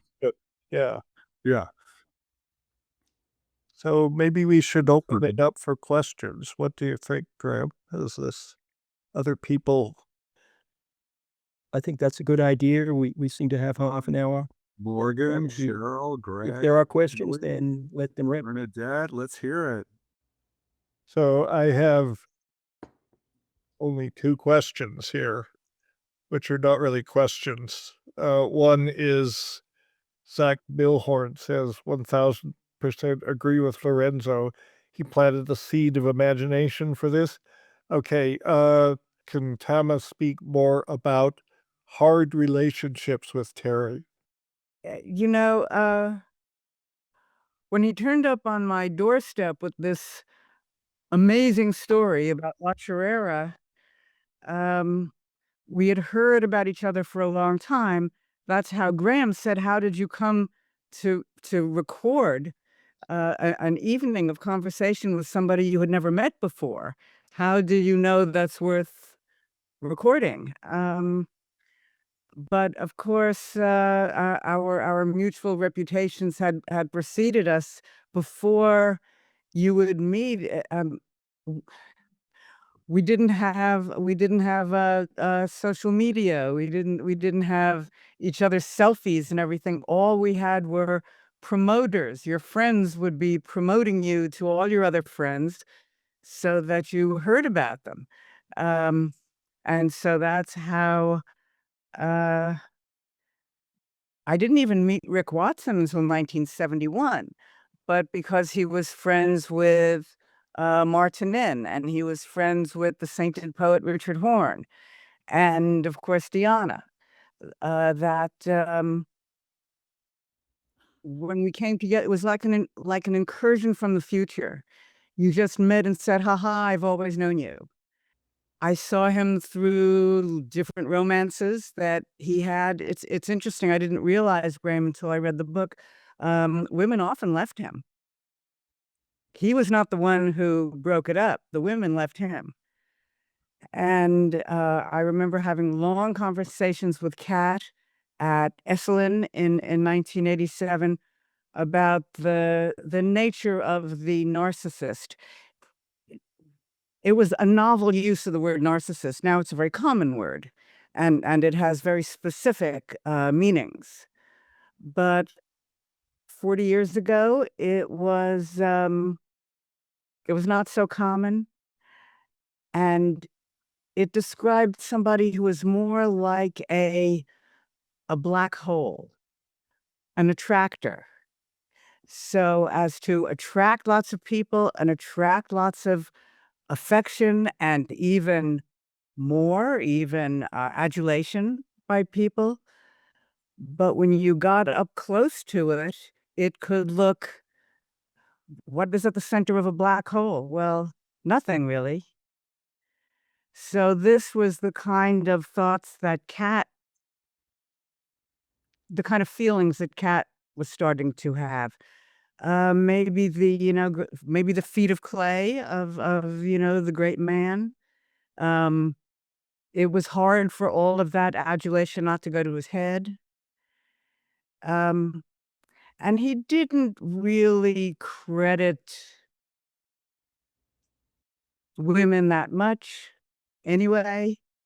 I mean, Kat's work was sort of an afterthought. He included her in the Living in the Imagination conference, but that's because she was there taking care of the kids. He had grown up a lot by the time Christy came along, his last love, and she was really beautiful and wonderful. And that was a very strange experience for her, to get together with this amazing guy, and then immediately he's in his end of life situation. How long were they together? Barely a couple of years. Yeah. Right? Hardly any time. So that was very tragic. See, now here I am talking about all his relationships with all of these other women, and the question was about my relationship with him. But I think I've often been in the boys' club, and they forget. They treat me like one of the boys. When somebody would say, "You think like a man," I would say, "Thank you. Sorry about that, girls." So I think Terence would forget, and see me more of an equal, where his girlfriends, not so much. Well, Diana was different, though. Now, Diana had power, but her power was sometimes kind of perverse. I mean, she got them into countries where tourists were not allowed to be. What, Burma? By starting love affairs with the local gendarmerie, which I think Terence mentions in one of his books. This sort of disturbed him. He he didn't care for that kind of action, and she was of much more improvisatory morals about that stuff. So there, I didn't answer the man's question at all. But you Oh, good. did, and you brought up something that we didn't really talk about. Well, you did mention that earlier, that you made the first recording, or at least the oldest recording, I should say, that survived of Terence, and that you titled, called Amazon Psychotropical Quest, which this year which is like a 3-hour recording that you made in the apartment of Martin Inn, who you lived upstairs from in San Francisco in November 1972. And there was like half a dozen people in the room, and that recording is extraordinary. I mean, this is Protein, Terence McKenna, and that's been released with in combination with a video sync produced by Peter Bergman this year. And it's called Amazon Psychotropical Quest, and I encourage everyone to check that out. I mean, if you're into the Terence McKenna rap, this is, it's just the proto rap. I mean, you've got Terence before he became Terence McKenna, and we even have, the sound of joints circulating, and he doesn't miss a beat in the, he doesn't stop talking even in the inhalations. I think at one point he's even operating a bong. So can you take us back to that time? Because you'd never met Terence before that day that you had a recording device. And I mean, obviously as you say, you'd heard wind of him through Diana. So can you take us back to that day? Through Diana and through Rick Watson and through Martin. So from all of these unimpeachable sources, they said, just wait till you meet this guy. He has the most amazing rap. So of course I pulled out the tape recorder for this. I believe he had already visited Martin, perhaps in between the 2 trips to La Chorrera. Right? There were 2 trips, Dennis. He went and came back, and then he went back there. And so Martin already knew that there was this huge adventure afoot, this psychic and outer space and inner space and transformative and transmuting of the elements, and what they were going to carbolize, the eschaton. The language, which Graham did live up to that language. I mean, in fact, my notes on the book are all of a few of the amazing phrases. Look, that's how many amazing phrases I found of Graham's. And then I finally figured out they were not all coinages. Some of them were already known to science and sci-fi. So anyway, I knew that this sci-fi character was about to materialize in the apartment at Dodge Place. And so we invited the whole gang. We differ on how many people were probably there, probably 8, 6, 8. It seemed like a big crowd, but he was so practiced, and he never stumbled, he never skipped a beat, and he never searched for a word. It was as if he had rehearsed it, but he obviously hadn't.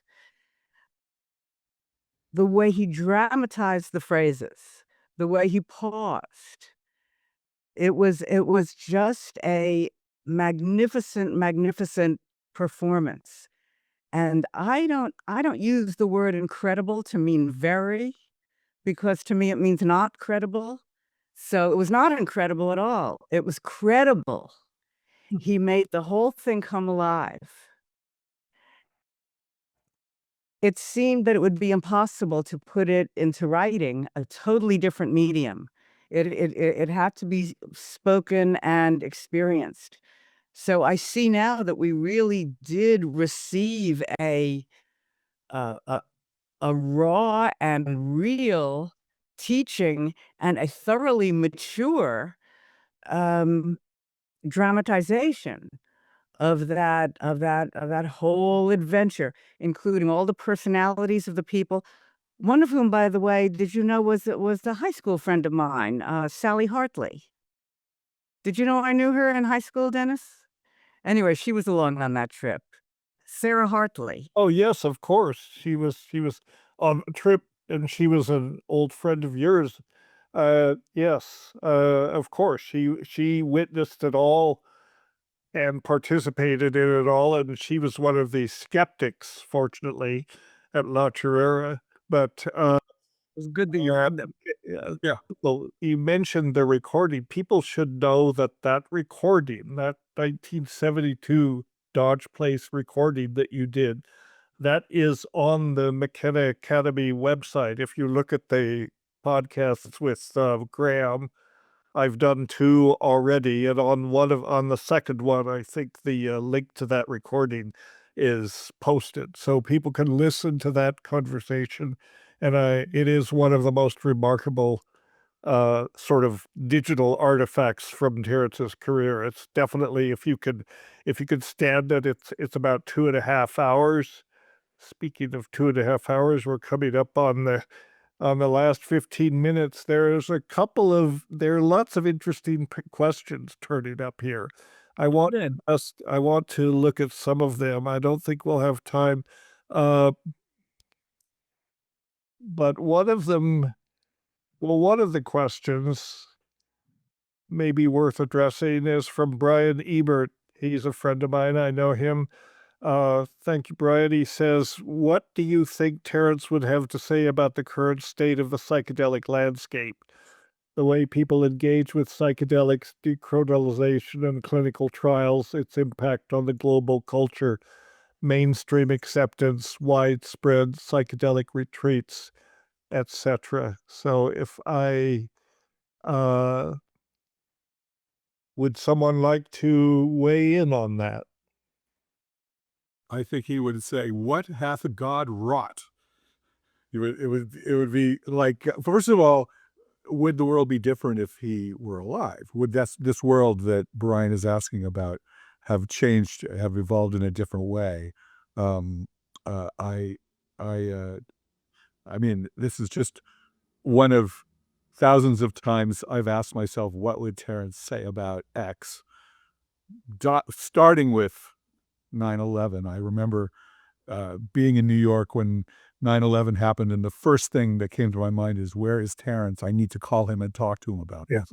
Because it was like a novel event, of course. So Absolutely. set things in motion, and Terence, in my imagination, was going, "Yeah, bring it on," as well as he was going, the horror, in a classic Terence way.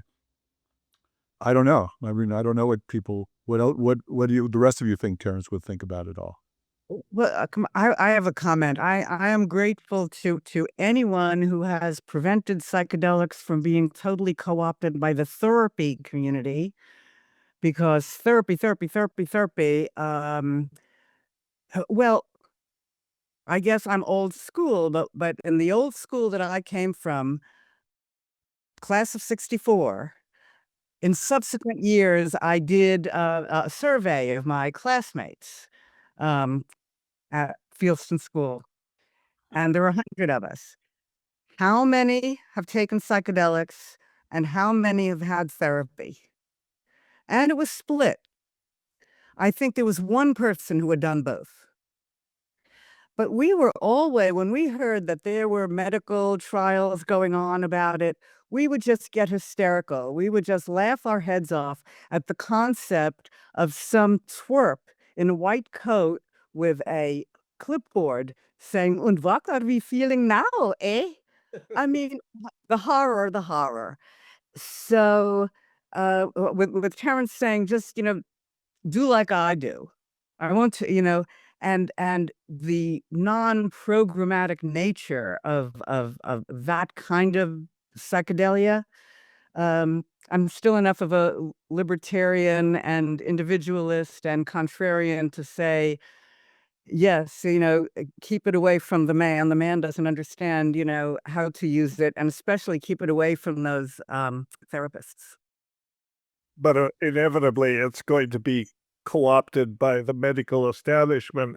But I completely agree. I think we should look to the way that indigenous people have used these things for thousands of years. They have a much more realistic understanding of what these medicines are.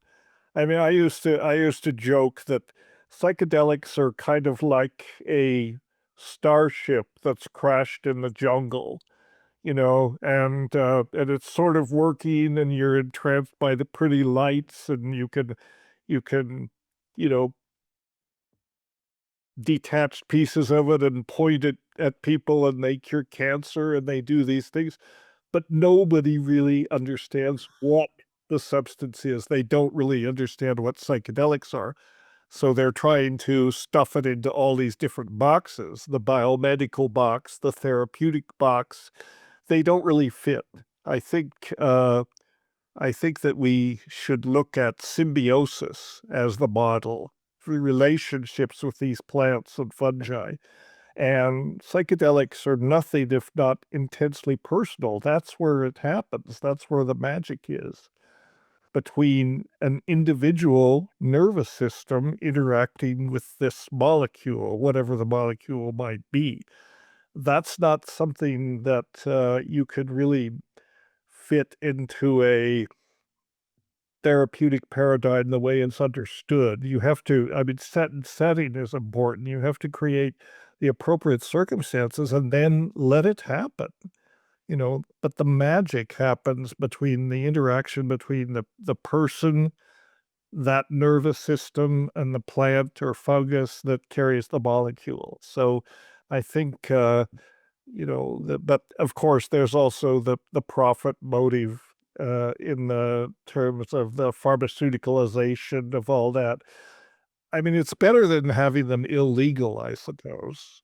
But I think what should be encouraged is people should learn how to use these substances inappropriate in a safe circumstances appropriately, not necessarily under some clinical protocol. I mean, there's times when that might make sense, but in general, um, you know, you don't have to be sick to benefit from psychedelic experience. But Bob Jesse used to talk about they can be used for the benefit of the well.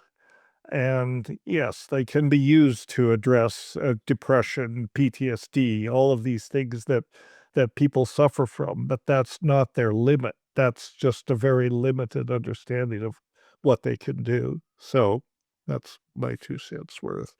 So many good questions here. John Hoops asked, I'd like to hear more about the lineage from William Burroughs, Allen Ginsberg, and the Yahe letters to the experiment at La Chorrera. His question is good because it's mercifully short. Some of these people have written paragraphs, which is fine, but John, I would say the lineage, if there's a connection, it's come up a couple of times. Why did we go to La Chorrera? Because Schultes reported the collections of Verola that the Ukuhe came from as coming from El Encanto, which was some distance from La Chirera. But I think at the time we were aware that Bill Burroughs went to La Chirera in 1950, the year I was born, to look for Yahe. And then he wrote about that in the Yahe letters, in the exchange of letters with Ginsberg. But that's just remarkable to me, how ahead of his time Bill Burroughs was, to go to La Chirera, of all places, in 1950 to find Yahe. And he also deserves some credit. He and Schultes were colleagues. They were both from Harvard. And it was Bill Burroughs that told Schultes, Dick, I think you need to look at some of these other plants that are going into ayahuasca. Because at the time, the thinking was, well, it's all about ayahuasca. But of course, it's the admixture plants that contain the DMT. And this was not known to Schultes. I think Bill's suggestion made Schultes decide to look at some of these admixture plants, which he did. And from that, the whole pharmacology of ayahuasca was understood and elucidated. Oh, here's one maybe for Lorenzo. I don't know. This gentleman says, "Hi everyone. One thing I wanted to say as a 34-year-old man who found Terence at 16 when I was looking at a strange world and began having funny ideas of my own, a voice of reason in a maddening storm of beauty and chaos. I wanted to thank you and Terence for bringing mushrooms to the access of the people through cultivation and courage. I have so many words. One day maybe it will get a chance to share as I walk a neo-shamanic path. I feel Terence's voice in the ether always. My question for Lorenzo, I was wondering if such a large language model becomes available that was being discussed earlier, where might we be able to find that? And as I navigate and self-reflect through the quest, that is my life. So that's for Lorenzo. I'm going to send a link to your support staff here, Dennis, that I just got it this afternoon. He just updated it, and he sent one of those things you got to put your phone on, and that'll send you the link. What do you call them? Okay. I don't QR code. Anyhow, it's a QR code, and I'm going to send it to your staff, and they can put it up with this talk. So you'll be able to, when you go to the McKenna Salon or Academy, and you go to this podcast, this talk, hopefully you'll be able to post that in the program notes, and then they can just hold their phone up and it'll take them right to that. Okay. Thank you. Let's see, what else? So we're coming up on what's supposed to be the end of this session. You're all troopers. You've all hung in. One here is, hello everyone. I was curious to how Terence recalled the whole experiment at La Chirera. Did he reference Dennis's notebooks in the 11 days he went without sleep? Do we know what actually Terence was trying to crack open at a second experiment?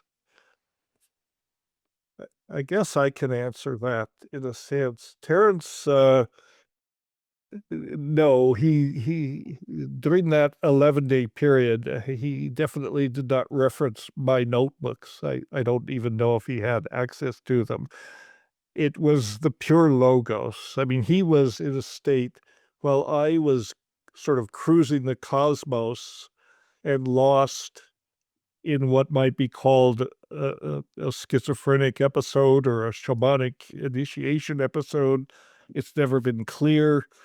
But Terence was getting the download from the logos. I mean, he was in a state of hypervigilance. He didn't sleep for 11 days. And he was giving the download of a lot of information that led to the construction of the time wave. He was obsessed with cycles, and he was scratching diagrams in the dirt about, so many days since our mother's death, and then counting forward from the experimental launcher era. It was all some kind of complicated thing. And it led eventually, he formalized it, obviously not at La Chirera, but later he formalized it into what became the time wave. What was curious to me, the questioner asked, do we know what exactly Terence was trying to crack open in a second experiment?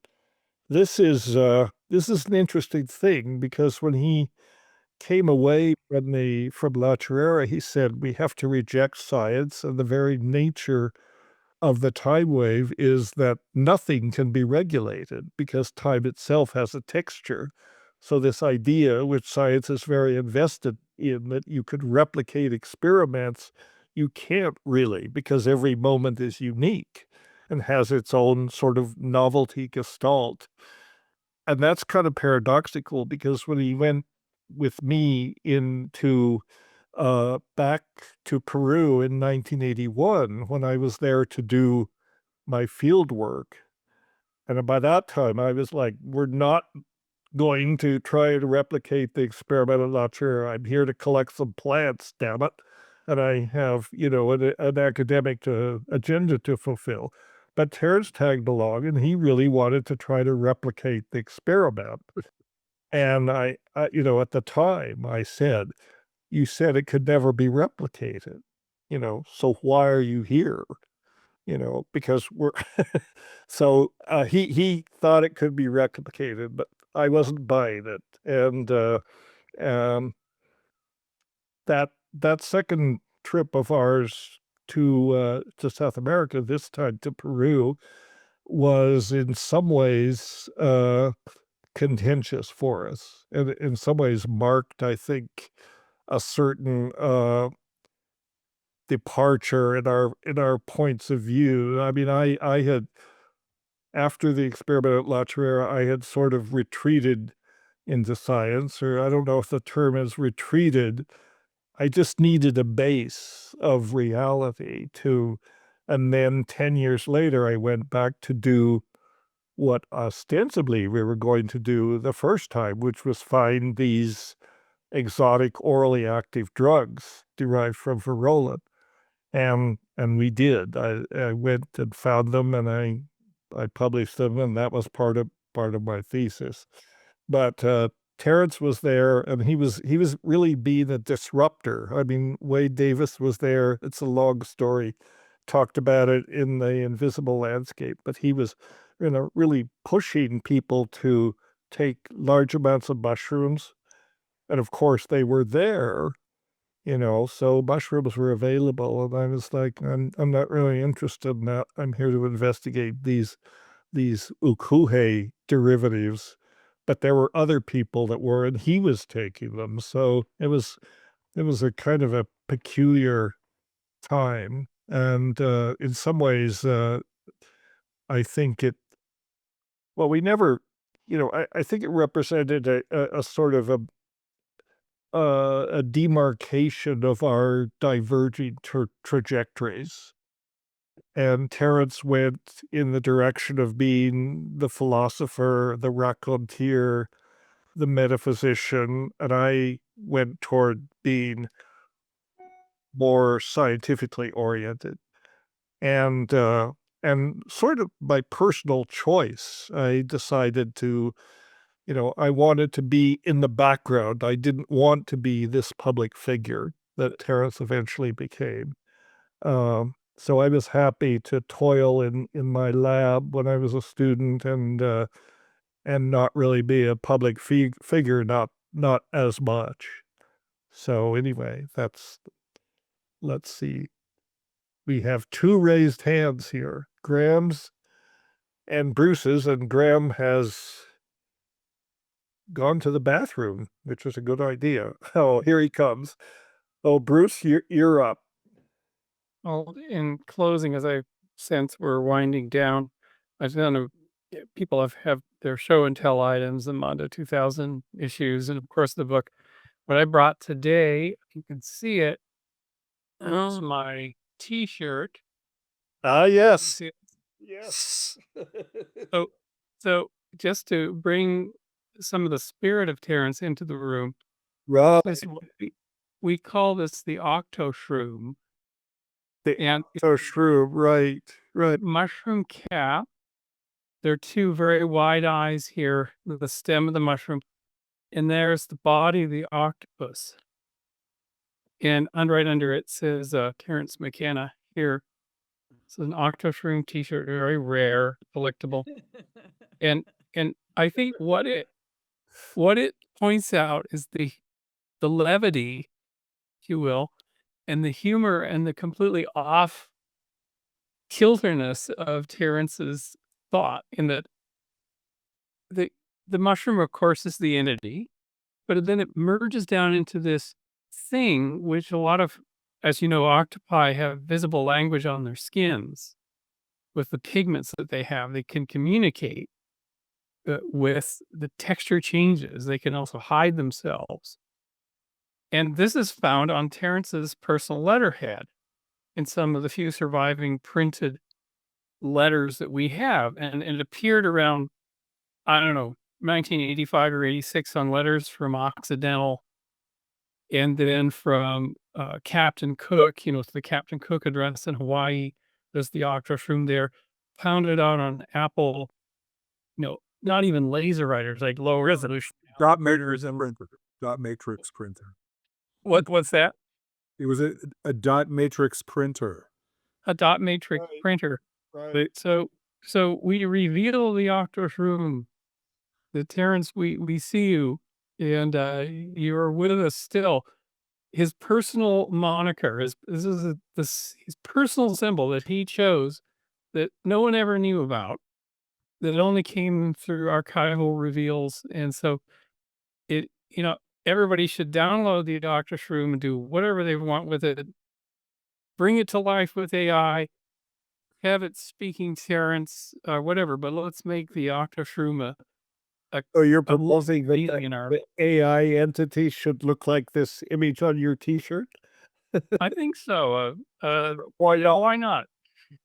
I was just looking for the picture because I've reproduced that image, an image of that design in the book, and that design is by Eric, whose surname I've forgotten, but it's in the book, and I'm pleased to see that that's taking form of a T-shirt, and I'm slightly jealous. I don't know what you think, Dennis. Maybe it's time to wind up because we are over time, and even though it's only 3:30 in the afternoon here, I'm sure it's getting quite late in the Northern Hemisphere. I just want to say thanks to you, Dennis, for hosting this webinar, and thanks to everyone. I'm just so pleased that my book has provided the opportunity for us all to chinwag over Terence, and I hope that I know there will be further opportunities for me to dialogue with you all, because the work of a biographer is never done. Yes. Well, this was the first interactive event. It may not be the last. I agree. We're about 15 minutes over what we said. You've been all very patient, and our audience as well, our listeners. Thanks to them for showing up. And this will all be recorded. It'll be on the website, and people can look at it. And I really think this has been a wonderful event. It's everything I hoped it would be. So, and Graham, thank you again for the work that you've done. Go buy his book. What else can I say? This is an incredible work, and everybody should read it and know about it, and we need to get it out. And I look forward to being in touch with all of you, and we'll let it go there. Anything else that we absolutely must share before we close out? All right. Well, It's bye from this part of the world. all that. Yeah. Thank you. Okay. All right. This is great. Thank you so much, everybody. Thank you. Bye-bye. I gotta Oh, lovely. Pleasure to meet and hang with y'all. Yes, a pleasure. It's been a real pleasure. Yeah. Enjoy the holidays, and we'll be in touch. We'll follow up with email, and you'll be able to link into this, share it, and so forth. So I'm just so happy and moved that you could do this. I know you're all very busy. So yeah. So we'll say good night or good morning, wherever it is. Good afternoon. Or- Good afternoon from me. Good afternoon. Okay. Good afternoon.